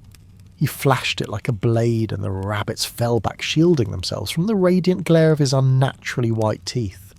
No one could quite explain how he possessed such gleaming pearls in a world without dentists, floss, or toothpaste, but Bennifer never missed a chance to explain it himself. He would simply say with mock humility that honesty compelled him to admit he had the finest teeth in all the land. Then came his second trial, the forest of fashionable birds.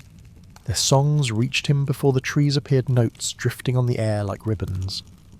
Beneath the swaying canopy of willow birch, oak and maple, the light shimmered in patches across the path. The birds gathered in droves, alighting on branches, eager to behold the night's progress. Bennifer rode on, sweat beading his brow muscles, taut heart already racing towards the moment when his princess would shower him with praise. He scarcely heard the calls of the birds lost as he was in daydreams of glory. But the birds would not be ignored.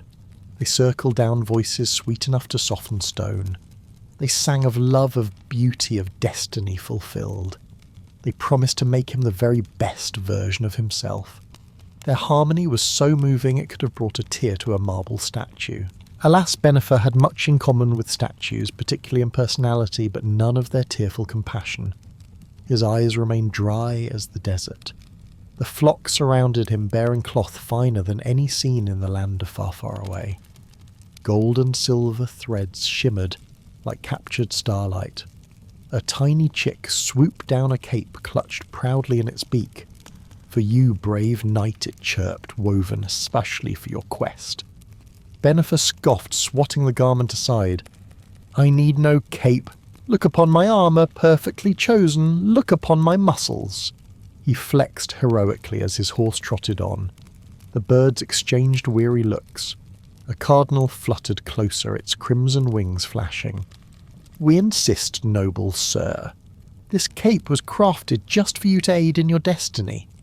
I require no aid, Bennifer thundered. Surely you have heard of me. Bennifer Braga Boast. But the truth, alas, was that they had not one of them. And though they were too polite to admit it, the shame of their ignorance hung heavy in the branches. The raven swooped once more, cape in its beak, determined to help. Sir Bennifer Braga Boast swatted at it furiously, but the silk brushed against his rough skin and caught his eye. The dazzling red cloth fluttered into the air, only to fall across his face, blinding him completely. He never saw the sinkhole ahead. His horse mercifully wiser reared and flung him clear. Bennifer sailed through the air and vanished with a crash into the pit. From her tower bath, Princess Blossom sipped lemonade and flipped a page in her book. She hummed softly as she watched yet another knight vanish from her sight. The bird stopped another one, she sighed, sinking deeper into lilac-scented bubbles. Hours of heart practice had left her shoulders stiff, and though she longed for a massage, the bath would have to do. Back at the meadow's edge, 3 knights sat by the fire, waiting. When Benifer's horse returned alone, they knew the truth. The next to rise was Montgomery Sharpchin. He stroked his horse's mane, promising her a feast of hay, and set out. He passed through the meadow of rabbits and the forest of fashionable birds without trouble. When the raven draped a cape across his shoulders, Montgomery accepted it with a grin, flexing grandly. "This is how a real man rides to his beloved," he declared. In her tower, Blossom stirred sugar into her tea, watching the sky turn shades of orange, pink and violet. Montgomery soon reached the witch's crooked hut. She hobbled forward with a bowl of bubbling stew.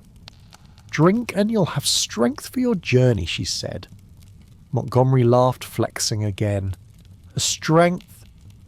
Look at me, I have all I need." He struck the bowl away, spilling stew into the dirt. The witch only shook her head.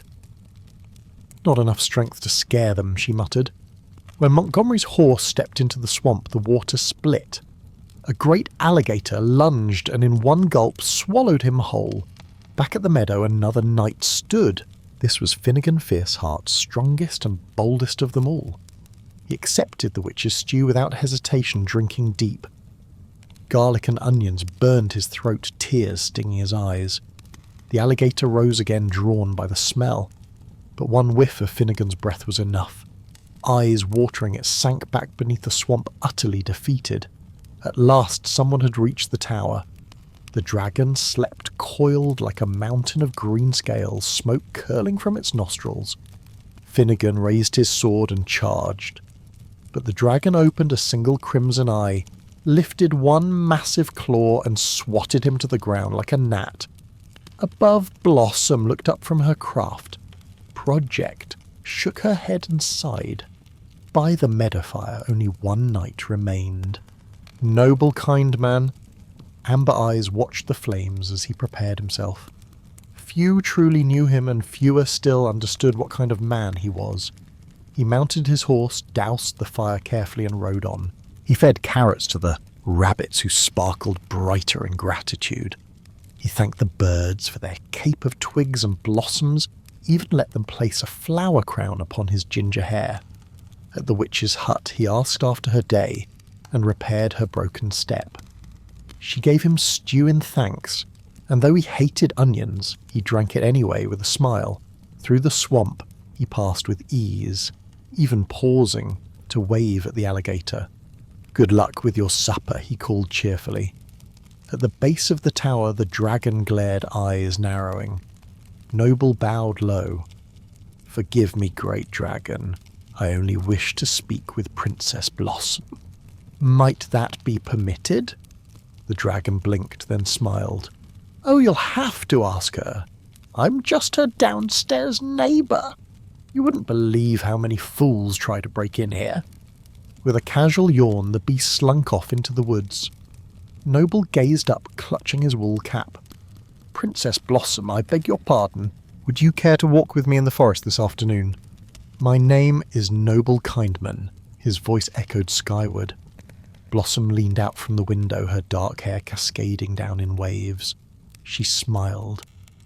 "I would love to, Noble. Give me just a moment." And so she came not by hair, but by a hidden stairway, and a quiet door at the tower's base. Stepping into the sunlight for the first time in years, she took his hand. "How polite you are," she said warmly. "You cannot imagine how many people try to bother me. That's why I moved out here in the first place." Together they walked to the riverbank. They spent the day speaking of colours, hobbies, dreams. They agreed to meet again, same time, same place. And so the tale ends. I hope this story has soothed you, even if it bored you a little. Perhaps next time it will amuse as well. Until then, may you find your own impossibly tall tower, and may whoever comes into your life, knight or princess, carry you out of it when you most wish to go. Sweet dreams.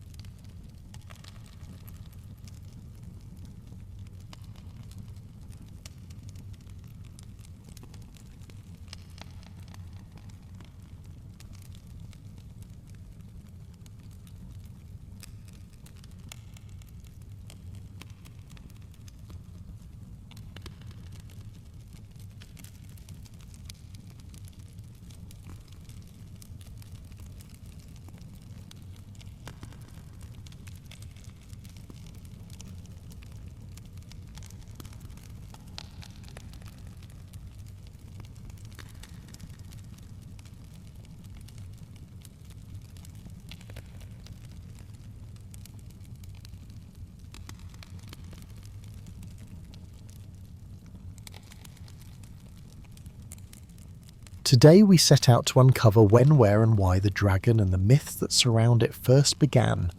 Dragons, after all, appear in countless forms, vast and terrifying. Small and harmless, fiery and winged or serpentine and bound to the waters.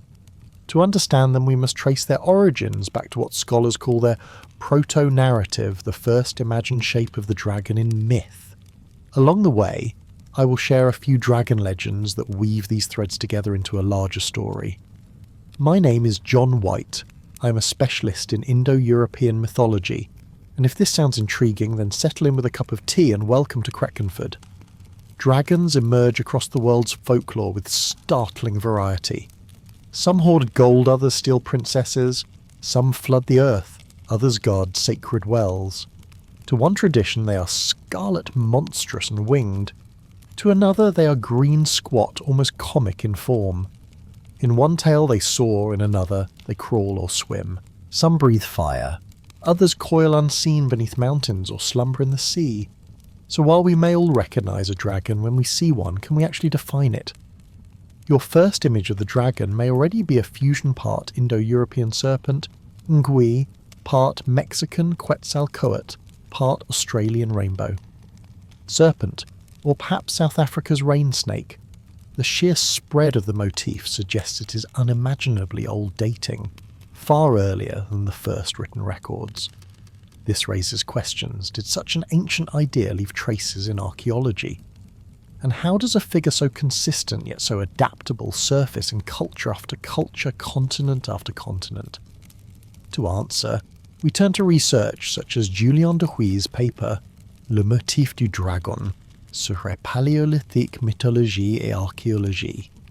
The dragon motif may be Paleolithic mythology and archaeology, which builds on and cites many earlier works.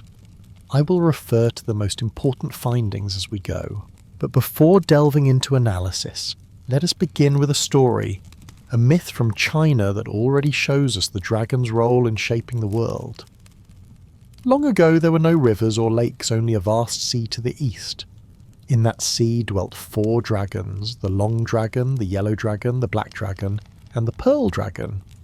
One day as they rose from the waves and soared among the clouds, they looked down and saw the people of earth. Men and women knelt upon the soil, hands raised to the sky, praying for Rolnov to rain, praying for their crops to grow, for their children not to starve. The dragons could not bring the rain themselves, but they knew the Jade Emperor had the power, and so they rose from the sea and rushed to his heavenly palace. The Emperor, displeased at their sudden intrusion, demanded to know if they had been behaving themselves. The long dragon stepped forward, bowed, and asked if the Emperor would grant rain so that the people's crops might grow. The Jade Emperor agreed he would make it rain the very next day. Relieved, the dragons departed, but 10 days passed and still no rain came. The fields dried to dust. Desperate, the people gnawed on bark stripped from trees, even clay dug from the ground. The dragons grieved, realizing the Emperor cared little for human suffering. And so together they hatched a plan. They would scoop water from the eastern sea into their vast mouths and scatter it across the land like rain. They did so, and the people rejoiced as water poured down from the sky, soaking the parched earth, reviving the crops. But when the Jade Emperor learned of this, his fury was boundless. He summoned the mountain god and commanded him to punish the 4 dragons, and so 4 great mountains were hurled down, trapping each dragon beneath stone and earth. Imprisoned forever, the dragons never regretted what they had done, for they still held water in their mouths when the mountains crushed them, and slowly over centuries that water flowed out, carving rivers through the land. The Heilongjiang in the far north, the Huanghe through central China, the Yangtze across the south, and the Zhejiang in the far south. Thus, in this ancient Chinese tale, dragons become bringers of water, flying through clouds, rescuing the world from drought, and in time transforming into the mighty rivers that sustain the people. But what does such a myth tell us about the dragon motif? That question takes us to the heart of the research. Researching dragons is no simple task. To begin with, there are of course no real dragons. More importantly, there has been a surprising lack of detailed studies on the distribution of dragon myths. To address this, one study gathered dragon myths from 23 different regions across the world. For each myth, 69 questions were asked about the dragon's physical form, its powers, its role in folklore, and the motifs tied to it. Why does this matter? Because myths do not shift quickly. Within a culture, stories evolve slowly, unless disrupted by conquest or cultural replacement. Often the myth of the dominant group survives unchanged, while the older tradition may fade. This understanding that myths change gradually means we can trace similarities across cultures even when separated by vast migrations tens of thousands of years ago. The core pattern, the motif, often remains intact. We saw this in the study of creation myths, the idea of humans emerging from the underworld, evolving into the Earth Diver motif, and later into the Bird Scout. The structure shifts, but the root idea endures even after 10 millennia. The same can be seen in flood myths and the story of the cosmic hunt, in the ferryman of the dead and many others, and so too with dragons. Recognizing that myths change only slowly allows us to compare their transformation to genetic evolution. Think of it this way. Myths adapt and alter over time even when storytellers believe they are repeating them faithfully. Gradually, two versions of the same tale diverge from their common source, accumulating mutations as they adapt to the culture and environment where they are retold. Mythologists recognize this as analogous to nature, just as two species with many shared traits likely share a recent common ancestor. So too do myths with many parallels point back to a shared origin, and by applying statistical methods we can even measure the probability of dispersal. This is why researchers have borrowed the tools of genetic phylogenetics to study myth. The analysis of the dragon motif generated over 40 million statistical trees. Yet across all those models the result was strikingly consistent: dragons, traced back to a single origin, a single place, and a single moment in time. Of course, one might still wonder, could the dragon image have emerged spontaneously as an archetype buried deep in the human psyche, a Jungian shadow surfacing in culture after culture? To test this, the myths were compared without regard to where or when they arose. The outcome showed high levels of shared criteria across them all, far beyond what chance archetypes would suggest. Indeed, the results were even more reliable than most phylogenetic studies in biology. Why? Because the data revealed a clear phylogenetic signal, meaning the spread of the dragon myth aligned with the migration of human populations. In short, the evidence supports a single source carried outward as humanity dispersed across the world. Before we turn to where and when that origin lay, let us pause with another story, this time from India. Vrtra the Vedic dragon was said to hoard the world's waters. The lands were parched, the people starving. Then Indra, the storm god, lord of winds and war, rose to battle him in the clouds. With thunder, lightning and roaring wind, Indra struck. When he shattered Vrtra, the rains broke loose at last, drenching the fields, feeding the soil and keeping humanity alive. This myth, preserved in the Rig Veda in its cosmogonic form, echoes with the same themes we saw in China dragons bound to the rains, to the waters of life. But here the roles are reversed. The dragon is not a benefactor but a hoarder, an enemy of humankind slain so the rains may come. The similarities between China and India suggest a shared inheritance, but one adapted differently to each culture's needs. And with that we can finally return to the central question: when and where did this myth first arise, and how did it spread across the world? The dragon narrative is ancient, at least 75,000 years old. Its cradle lies in South Africa, where it first appeared as a chimera part serpent in body, yet adorned with features borrowed from other creatures.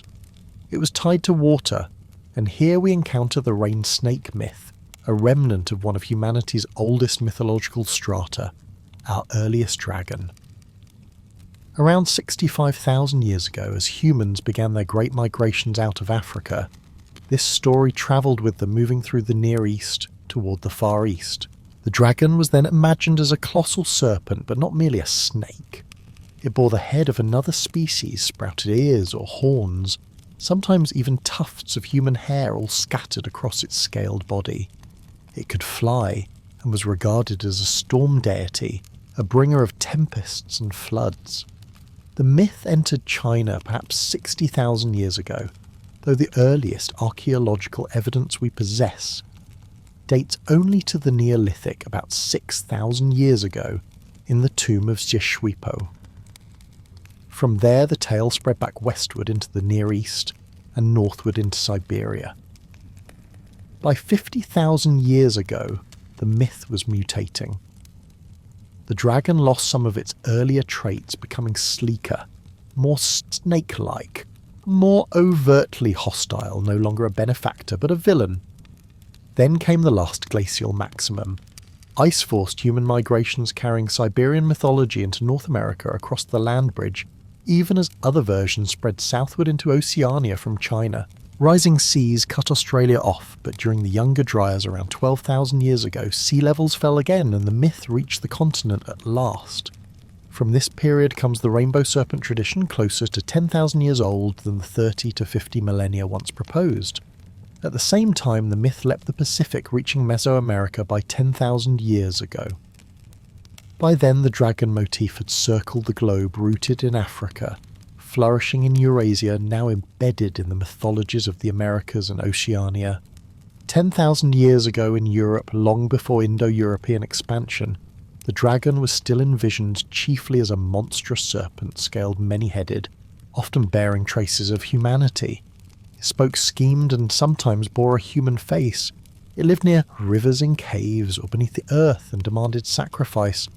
Yet it could be tricked, deceived, or slain most often by cutting off its heads. By 8,000 years ago, the Proto-Indo-European language and culture had taken shape, spreading across Europe, India, Western Asia, and into North Africa. This expansion brought with it a new dragon narrative, one centred on the theft of cattle. The motif fused with older serpent stories, reshaping them into a distinct form. A few pockets resisted, among them the Basques of Spain and France and communities on the Arabian side of Mesopotamia, but most of the Old World came under its spell. Over time, the European dragon simplified from a hydra with many heads to a single-headed beast. Other explanations for the myth's spread have been suggested, most famously that dinosaur fossils inspired tales of dragons. Perhaps they played some role, but the evidence shows they were never decisive in creating or sustaining the motif. Additional features emerge in the research, as noted in work by Blurst, on the origins of dragons, their foul, poisonous breath, their power to change size or vanish at will, even an oddly persistent motif that dragons could be offended by the presence of menstruating women. Compared with the deeper layers of research, attributes such as poisonous breath or immortality appear less fundamental. They hold only a 50-50 probability of belonging to the earliest dragon story, far below the 75% threshold scholars used to define core traits. These then are later embellishments, not part of the source myth. Before moving on, I want to pause in the spirit of the original telling to acknowledge the time, study and support that made this work possible, particularly the patrons whose questions and encouragement help keep this research alive. Now let us turn to one of the younger dragon tales of the Indo-European tradition, the story of Ngwisi. One night a three-headed, six-eyed serpent named Ngwi crept into the lands of Yimo's tribe and stole their cattle. Desperate Yimo called upon his finest warrior Trito to win them back. Before setting out, Trito poured libations to his gods and drank a sacred intoxicant to draw down their strength. Then he set out across plain and mountain until he reached the cave where Ngwi lay. At its entrance, the stolen cattle grazed and drank from a river flowing out of the darkness. Trito slipped among them, using their bodies as cover. When he came within reach, he hurled his spear at one of the dragon's sleeping heads.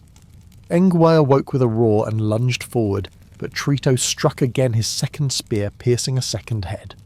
Crippled and enraged, Ngwi thrashed. With a final blow, Trito forced her to retreat deeper into the cave, buying enough time to drive the cattle home. When he returned, the tribe celebrated him as their greatest warrior.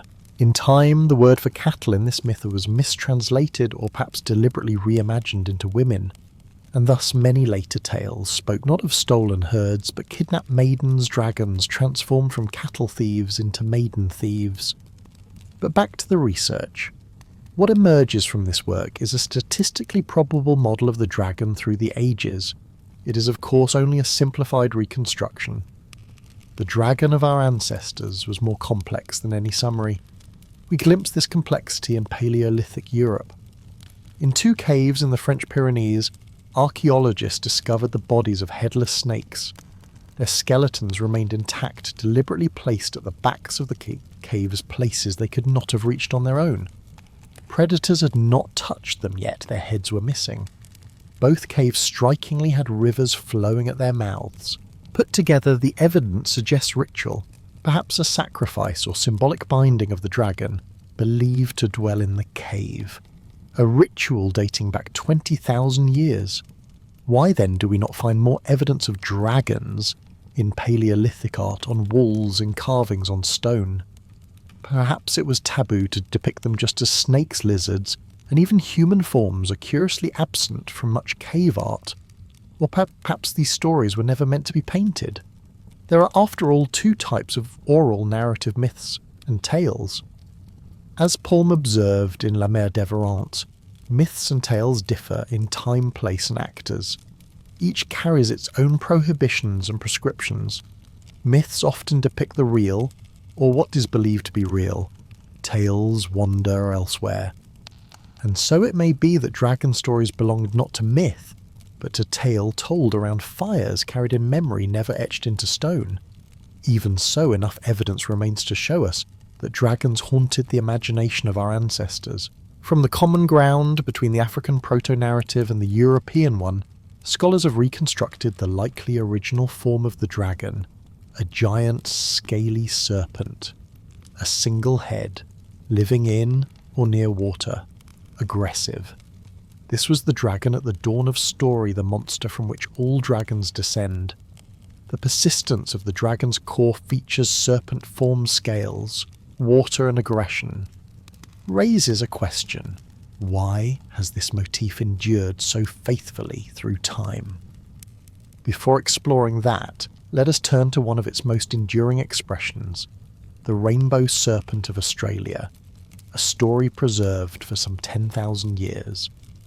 In the beginning, the surface of the earth was barren, no trees, no animals, no life. But deep beneath the ground slept the great mother snake, the rainbow serpent. She had slumbered for ages until at last came the day she should awaken.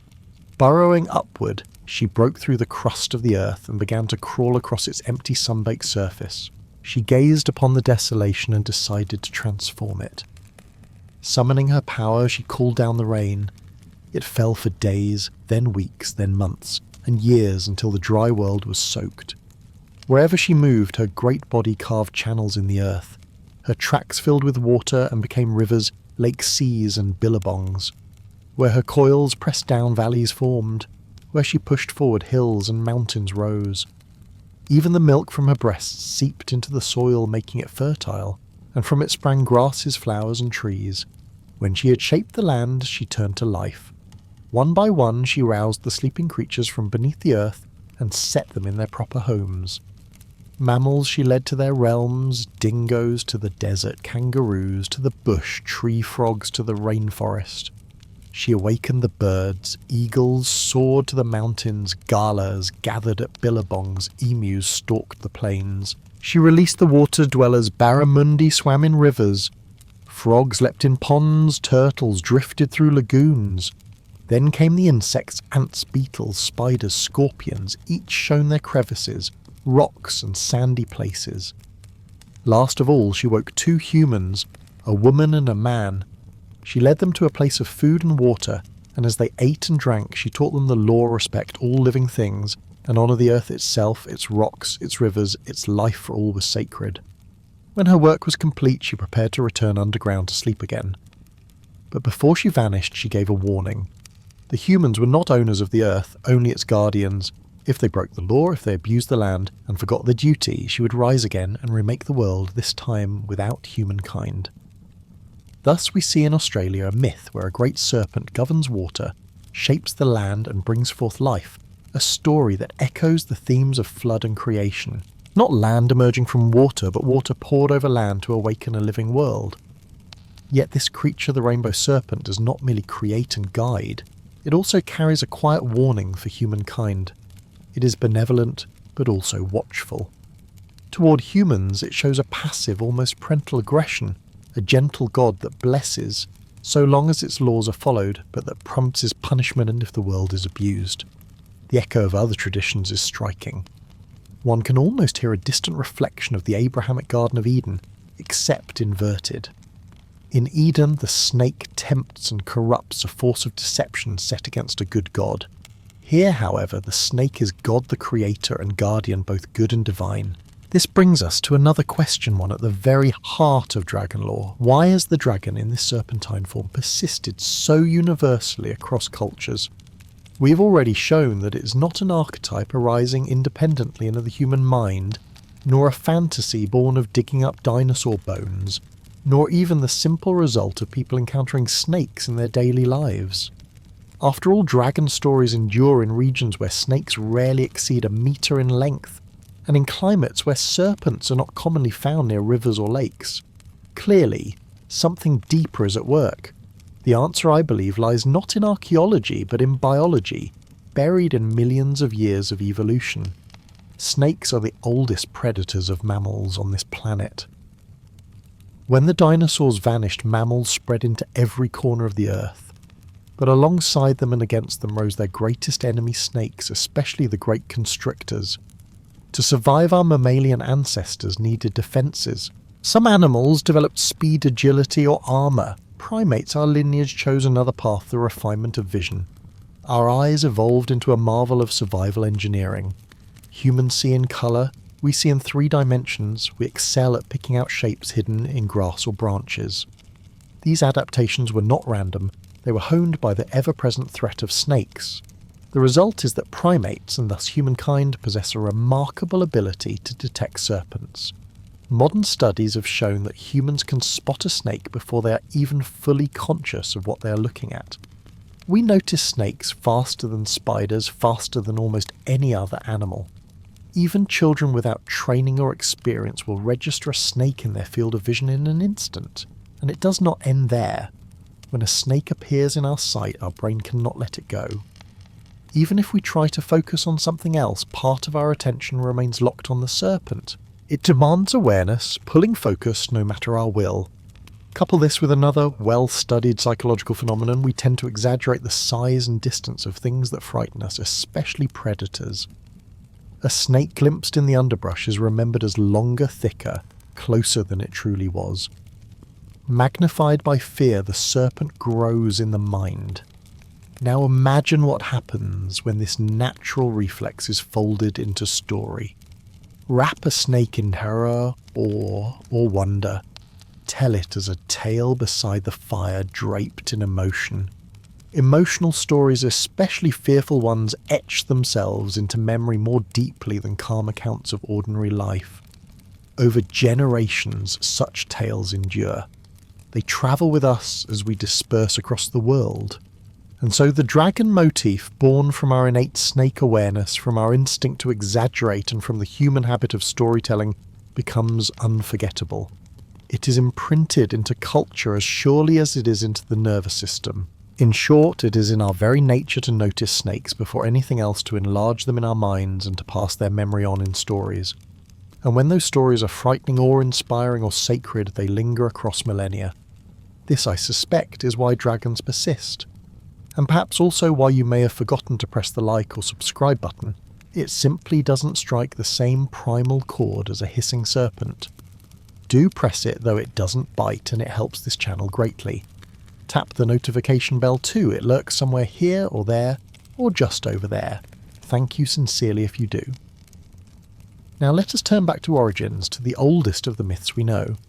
We journey to South Africa, to the tale of the rain snake. Here, unlike the rainbow serpent of Australia, we do not have a continuous myth preserved, but rather fragments of story embedded in ritual and symbol. Much of what we know comes from the 19th century, when a Bushman elder was interviewed in the Lesotho region. He explained the meaning of certain rock paintings, linking them to the rain snake, being both feared and revered, whose myth runs like a subterranean river beneath the history of southern Africa.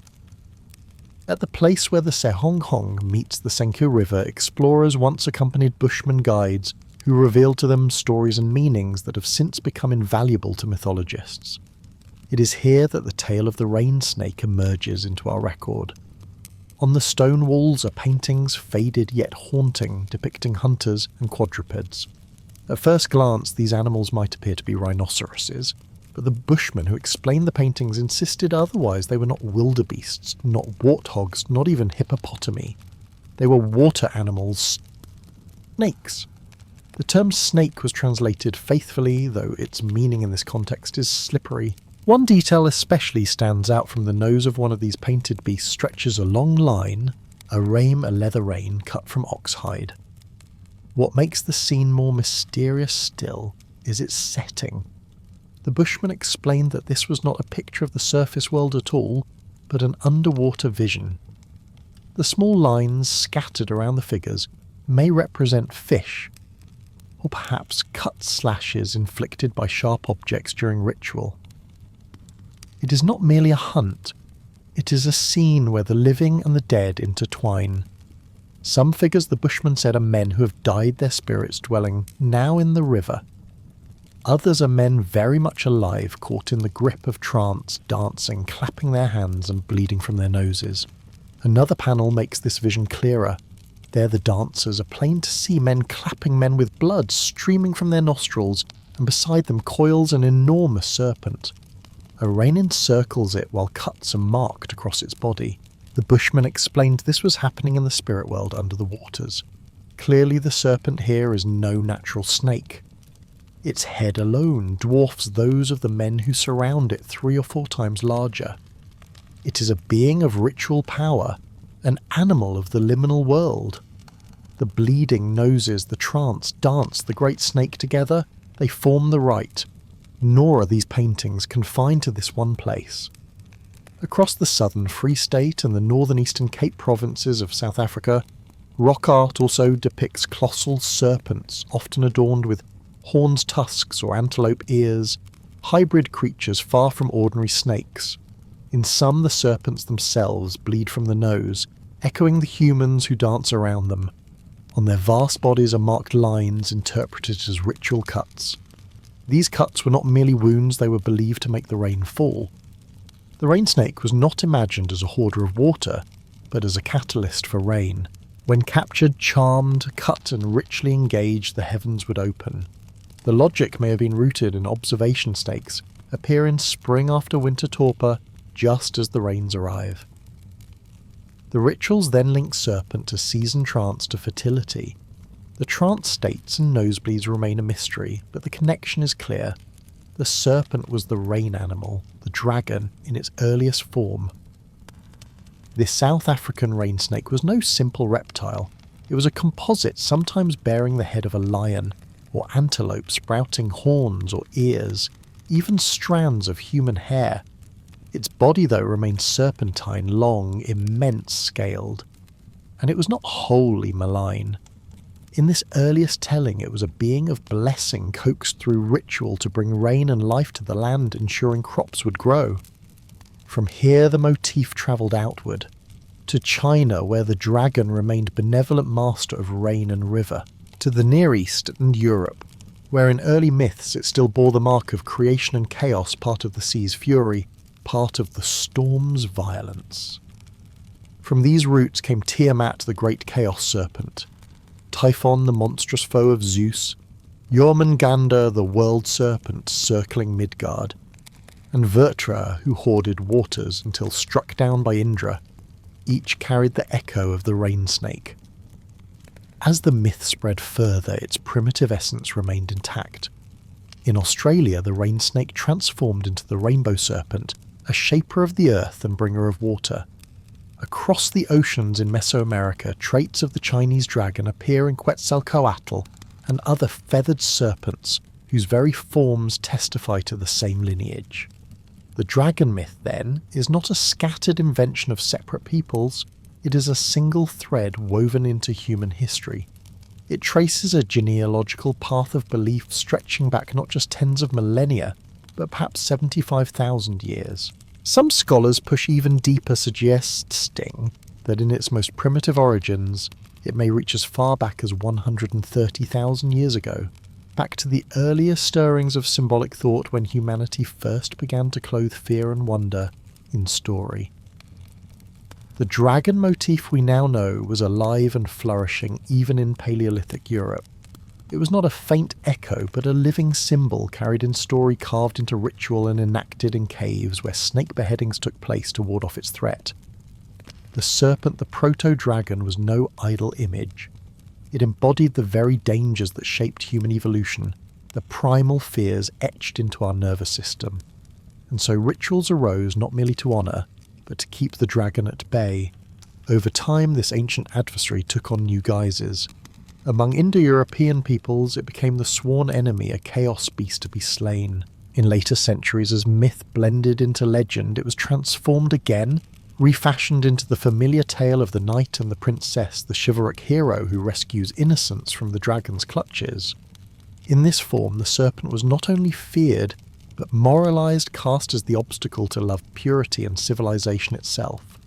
What I have shared here is only the beginning, a scratching of the surface of a vast and layered tradition.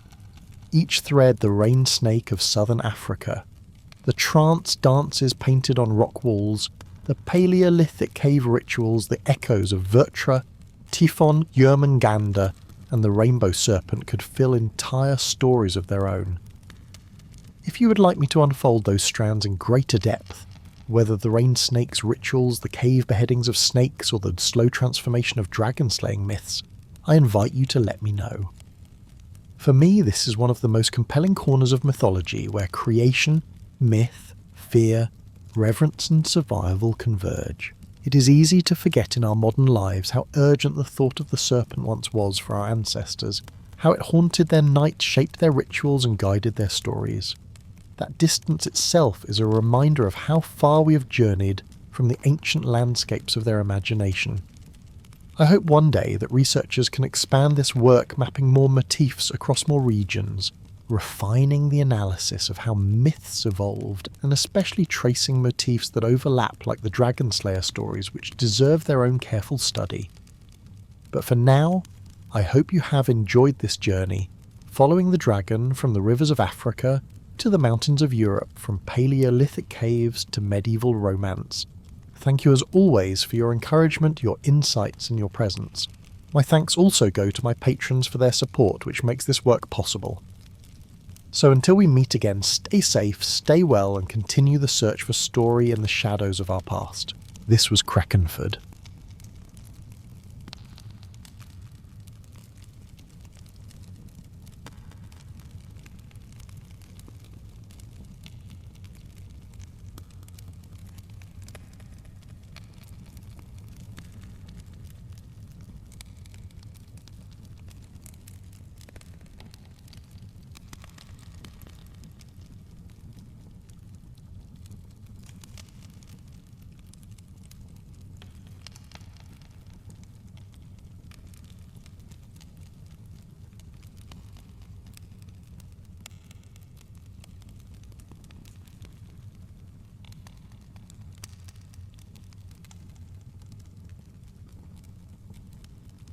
Among the pantheon of mythical creatures, few are as iconic or as enduring as the dragon. They appear in legends, myths and folk tales scattered across every corner of the globe, each culture shaping its own vision of what a dragon should be. Their forms shift like mist across centuries, sometimes serpentine, sometimes winged, sometimes monstrous, sometimes divine. And yet despite their differences, they remain recognisable, bound by an archetypal power that has refused to fade. When we imagine a dragon today, what often comes to mind is the winged beast of modern fantasy, soaring across the skies, belching fire and raining terror upon villages below. This image, however familiar, is but a recent invention. To truly understand where the dragon came from, we must travel back thousands of years across continents into the earliest strands of myth. Even the word itself carries a story. Dragon descends from the Greek drakon, a term that in antiquity did not conjure fiery wings or scaled leviathans, but vast serpents with gleaming eyes and terrible jaws. In Greek mythology, dragons were at their core colossal snakes, sometimes with multiple heads, sometimes with row upon row of razor-sharp teeth, but they did not breathe fire, nor did they fly. These serpentine beings appeared in two favoured roles. The first was as guardians of water-sacred springs and wells were often imagined to be watched over by a dragon, whose presence made them holy and perilous alike. The second was as custodians of treasure, whether a grove a secret or a hoard too precious for mortal hands. The dragon's role was clear: to keep what was sacred or forbidden beyond the reach of humankind. Greek myth teems with examples. The Colchian dragon, for instance, lurked in the grove of Ares, never sleeping, tasked with guarding the golden fleece that Jason and the Argonauts risked all to obtain. In another tale, Heracles confronted Ladon the Hesperian dragon, whose coils encircled the golden apples of the Hesperides. Then there was the Hydra of Lerna, perhaps the most infamous of all the serpents, with 9 heads, each one hissing death, whose blood was poison and whose breath was lethal. Its most terrifying feature was its resilience, for when one head was cut off, 2 more grew in its place. It was this monstrosity that Heracles faced in his second labour, sealing its place in legend. And these are but a handful. Greek mythology counted dozens of named dragons, many of them tied to springs, rivers, or marshes lurking in the liminal spaces where the divine touched the mortal world. Sometimes they were the enforcers of the god's will, punishing those who trespassed or defied. Other times they were the silent sentinels, their very presence a reminder that certain treasures were not meant to be taken. Of course, the definition of draken in the ancient world was broad and elastic. Not every creature classified as a dragon resembled the great serpents of springs and groves. Medea, for instance, was said to ride a chariot drawn not by horses, but by 2 winged serpents, their scales flashing as they carried her across the sky. Demeter too possessed a chariot yoked to serpents with vast wings. In myth, the category of dragon could stretch to embrace almost any serpentine or monstrous form. Creatures such as Cetus Scylla, Typhon, and his monstrous consort Echidna all were gathered under this broad banner. And yet, ironically, one of the most important influences on what we now imagine as the medieval dragon came from a Greek monster that bore few obvious dragon-like traits. This was the Chimera, the hybrid offspring of Typhon and Echidna. The Chimera was a grotesque fusion of 3 beasts. Its forequarters were leonine, a great lion's head roaring with fury. Its middle and hindquarters were those of a goat, and its tail ended in a serpent's head ever poised to strike. Most terrifying of all was the goat's head, which could breathe fire, a detail that would echo through centuries. Though the Chimera did not fit neatly into the category of dragon, its fiery breath became one of the seeds from which the medieval dragon would grow. We know this because of the story of St. George and the dragon. Medieval artists, when illustrating this Christian legend, drew upon classical templates. Again and again they looked back to the Hellenistic and Roman depictions of the hero Bellerophon slaying the Chimera. Place the 2 images side by side and the resemblance is unmistakable. The hero and the monster had simply been given new names. Bellerophon became St. George and the Chimera in time became the dragon. This brings us naturally to the medieval period itself, when the dragon took on its most familiar guise. In Europe, the dragon became the monster of choice, the great antagonist that embodied evil, chaos, and sin.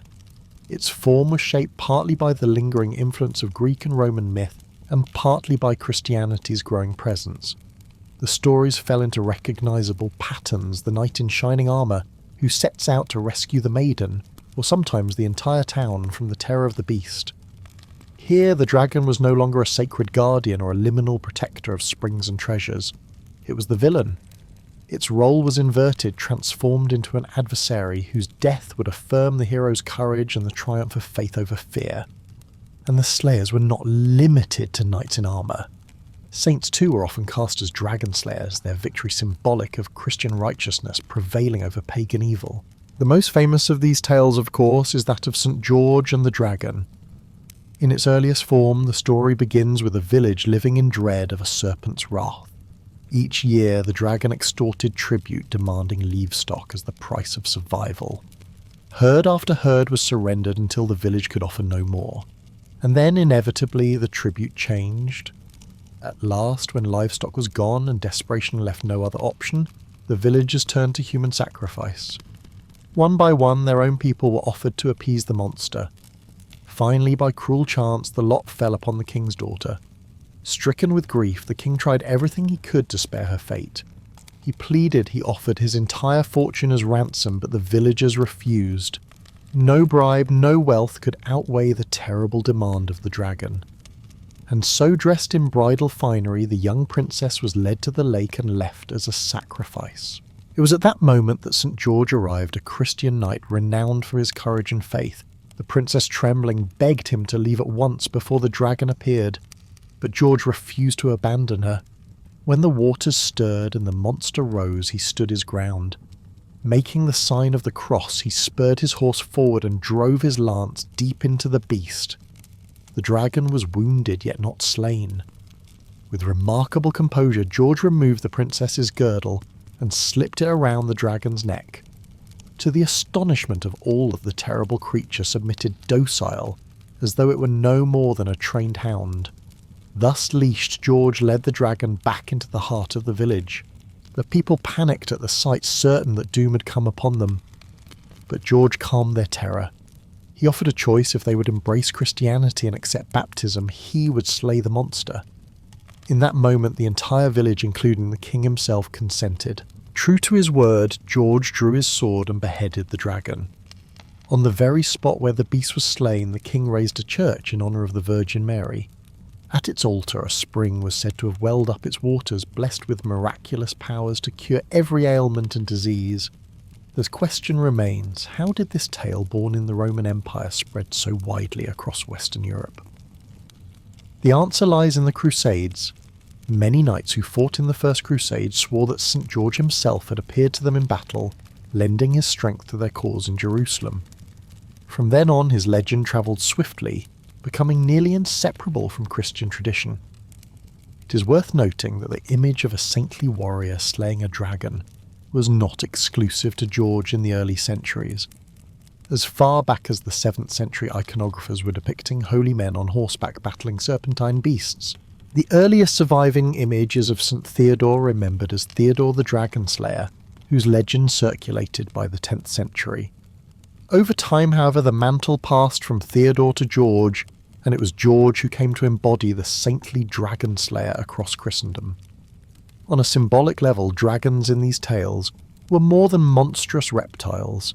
They embodied the spiritual struggle of the age. To medieval Christian, the dragon was paganism itself, threatening the purity of the faithful. The maiden bound and imperilled was the church, its virtue in danger. And the knight who slew the beast became the champion of the faith, the triumph of Christianity over its rivals. What the church called the pagan menace often found vivid expression in the shape of dragons.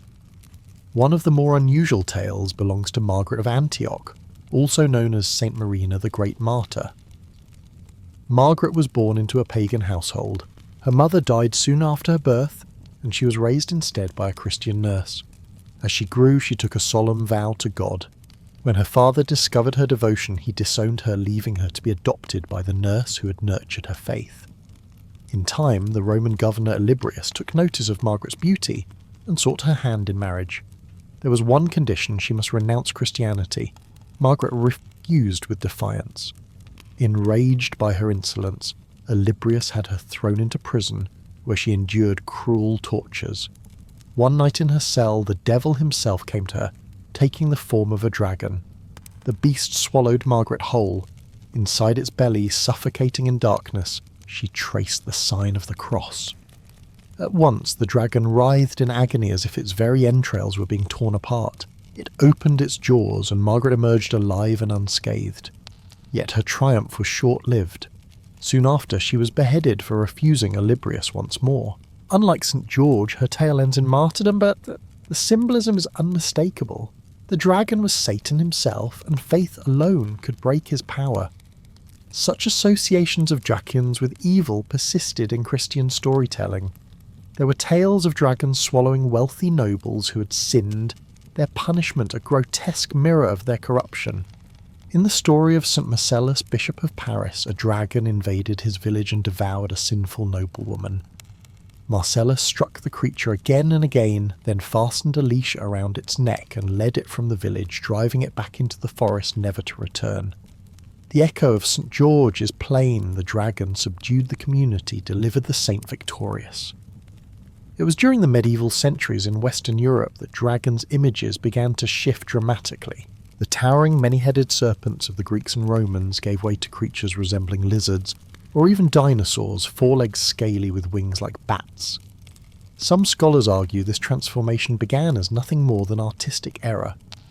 Early medieval bestiaries often depicted serpents with legs and wings simply attached, as if someone had sketched a snake, and then with a flourish added limbs. Imperfect as these depictions were, they mark the start of a long visual evolution. By the 15th century, the image of the 4-legged dragon had crystallised. Bestiaries in Scotland, Ireland and England even began to distinguish between types: the classic dragon with 4 legs and the 2-legged wyvern. Both appeared on coats of arms, seals and banners, each a potent symbol of power and ferocity. Wales itself would enshrine the red dragon on its flag, its roots reaching deep into early legends of Britain. Ancient manuscripts tell of a battle between a red dragon and a white one. The red embodied the Britons, the white symbolised the Saxon invaders. Their clash became an emblem of resistance and survival. Beyond Britain in the sagas of the Norse, we find another famous dragon tale, that of Fafnir. It begins with the dwarf king Hreidmar and his 3 sons Fafnir, Regin and Otter. All were skilled in shape-shifting. Otter, gifted as a fisherman, often took the form of an otter. One day, while fishing, he was struck down by Loki, who mistook him for an ordinary animal. Proud of his catch, Loki brought the otter's pelt to Hreidmar's hall, only to find himself in grave error. The dwarves recognised their slain brother instantly. Seizing Loki, they demanded ransom. Odin, who was with him, agreed to pay, decreeing that Otter's skin be filled with gold until not a patch of fur remained uncovered. The task of paying the ransom fell to Loki, for it was his blunder that had slain Otter. Loki remembered a great pike he had once glimpsed in the same river where Otter was killed, a fish whose glimmer betrayed something more than scales. This was no ordinary creature, but the dwarf Andvari who hoarded a hidden treasure beneath the waters. Loki caught the pike and forced him back into his true form, commanding him to surrender his wealth. Andvari led Loki behind a waterfall where piles of gold gleamed in the half-light. At the centre of this fortune was a ring Andvari knelt, the source of his prosperity. The dwarf pleaded with Loki, begging that he take the gold but spare the ring. Yet Loki, true to his nature, seized all of it, treasure and ring alike. Cursing his loss, Andvari declared that the ring would bring only misfortune and ruin to every hand that wore it. Unmoved, Loki carried the wealth to King Hreidmar, delivering both gold and ring as payment for Otter's death. But the curse had already begun its work. Hreidmar's surviving sons Fafnir and Regin soon fell into bitter envy. The ring consumed their thoughts. Desire curdled into hatred, and at last they murdered their father to seize his treasure. Fafnir, swollen with greed, transformed into a dragon, driving Regin away and coiling himself about the horde. He poisoned the land around his lair with venom and terrorised all who dwelled nearby. None dared challenge him, none save the hero Sigurd. The Volsunga saga tells of Sigurd's fateful quest. With Regin's help, he reforged his father's shattered sword Gram, a blade strong enough to pierce a dragon's hide. Regin counselled Sigurd to dig a pit near the stream where Fafnir slaked his thirst to strike upward as the monster passed. But Odin, disguised as an old man, appeared to Sigurd and advised him to dig several trenches so the torrent of the dragon's blood might flow harmlessly away. When the time came, Fafnir emerged. Sigurd lay in wait, hidden in the earth. As the dragon passed over him, Sigurd drove Gram deep into Fafnir's shoulder. Mortally wounded, the dragon demanded to know his slayer's name and asked who had sent him. Realising the treachery, Fafnir named his brother Regin as the true cause and warned Sigurd that Regin too would betray him. Sigurd carved out Fafnir's heart. Regan, returning to the lair, drank of the dragon's blood and urged Sigurd to roast the heart for him to eat. As the young hero cooked it, the fat burned his finger. When he touched it to his lips, he suddenly understood the speech of birds. From the branches above, he heard them whisper of Regan's treachery, advising him to eat the heart himself and strike down his false companion. He did as they counselled. Tasting the dragon's heart, he gained its strength, then turned his sword upon Regan, decapitating him. Thus ended the bloodline of Hreidmar, destroyed by greed, betrayal, and the curse of Andvaranat. If the story sounds familiar, it should. J.R.A. Tolkien, steeped in the lore of the Norse sagas, drew deeply upon such tales. The cursed gold, the hoarded treasure, and the death of a dragon whisper through the pages of his own work, reshaped but unmistakably born from Fafnir's shadow. The image of the cursed ring that brings disaster to all who possess it cannot help but call to mind Tolkien's One Ring. The echoes of Norse myth run deep in his work. Fafnir himself has clear descendants. Smaug, the greedy dragon who slumbers upon stolen treasure in a dwarven kingdom, is the most obvious. Yet Fafnir's deeper legacy lies in his corruption. His murderous obsession with the cursed hoard is mirrored not only in Smaug, but also in Tolkien's Gollum, both twisted into monstrous shapes by their lust for the ring. In Tolkien's unpublished writings, another dragon emerges, Glaurung, who does not breathe fire, but poison, much like the dragons of the Norse sagas. He is wingless, a creeping terror, and when he is finally slain by Turin, the two exchange words in death that closely parallel the final dialogue between Sigurd and Fafnir. Tolkien's admiration for these old myths is unmistakable. Elsewhere, dragons took very different forms. In East Asia, their appearance is familiar, yet their meaning diverges profoundly. Where European dragons came to symbolize greed, evil, or even the devil himself, Chinese dragons were omens of fortune. They appeared not to punish, but to bless. They represented strength, vitality, and the highest power. A great man was likened to a dragon, while one of no achievement was derided as a worm. In the hierarchy of creatures, the dragon sat at the summit. Known as Long, the Chinese dragon was a serpent-like being with 4 legs. Many scholars believe its origin lay in snakes or crocodiles, creatures of rivers and marshes. In myth, dragons were the chosen mounts and companions of gods and heroes. Emperors claimed the dragon as their symbol, embodying divine right and earthly dominion. The oldest stories show dragons bound to water guardians of rivers, seas, and waterfalls. The dragon kings ruled the 4 seas, dispensing rain, commanding storms, and holding sway over harvests. In Korea, dragons were much like their Chinese kin, though often depicted with a longer beard. In Egypt, by contrast, the dragon, or rather the great serpent, was an enemy. Apep, the embodiment of chaos, lurked in the underworld. Each night he sought to devour the sun god Ra, attacking his barge as it journeyed through darkness. Each dawn was a triumph for Ra, emerging, victorious, ensuring another sunrise. Apep, like the serpents of Greece, was not the winged beast of modern fantasy, but a colossal sealed snake, the eternal adversary of order and light. Across cultures, dragons have shifted endlessly in shape and meaning and role. Once they were serpents without wings, guardians of springs and treasures, embodiments of chaos or of blessing. In medieval Europe, they hardened into gold-hoarding villains, symbols of sin and Satan. In the modern imagination, they have swollen into enormous fire-breathing titans, with vast wingspans soaring high above the earth. Their origins in snakes and crocodiles are nearly unrecognisable, and yet paradoxically the dragon has become its own creature. Though it has never lived, it has evolved more richly than any beast of flesh. A symbol, a nightmare, a guardian, a curse, a blessing, it is all of these and more.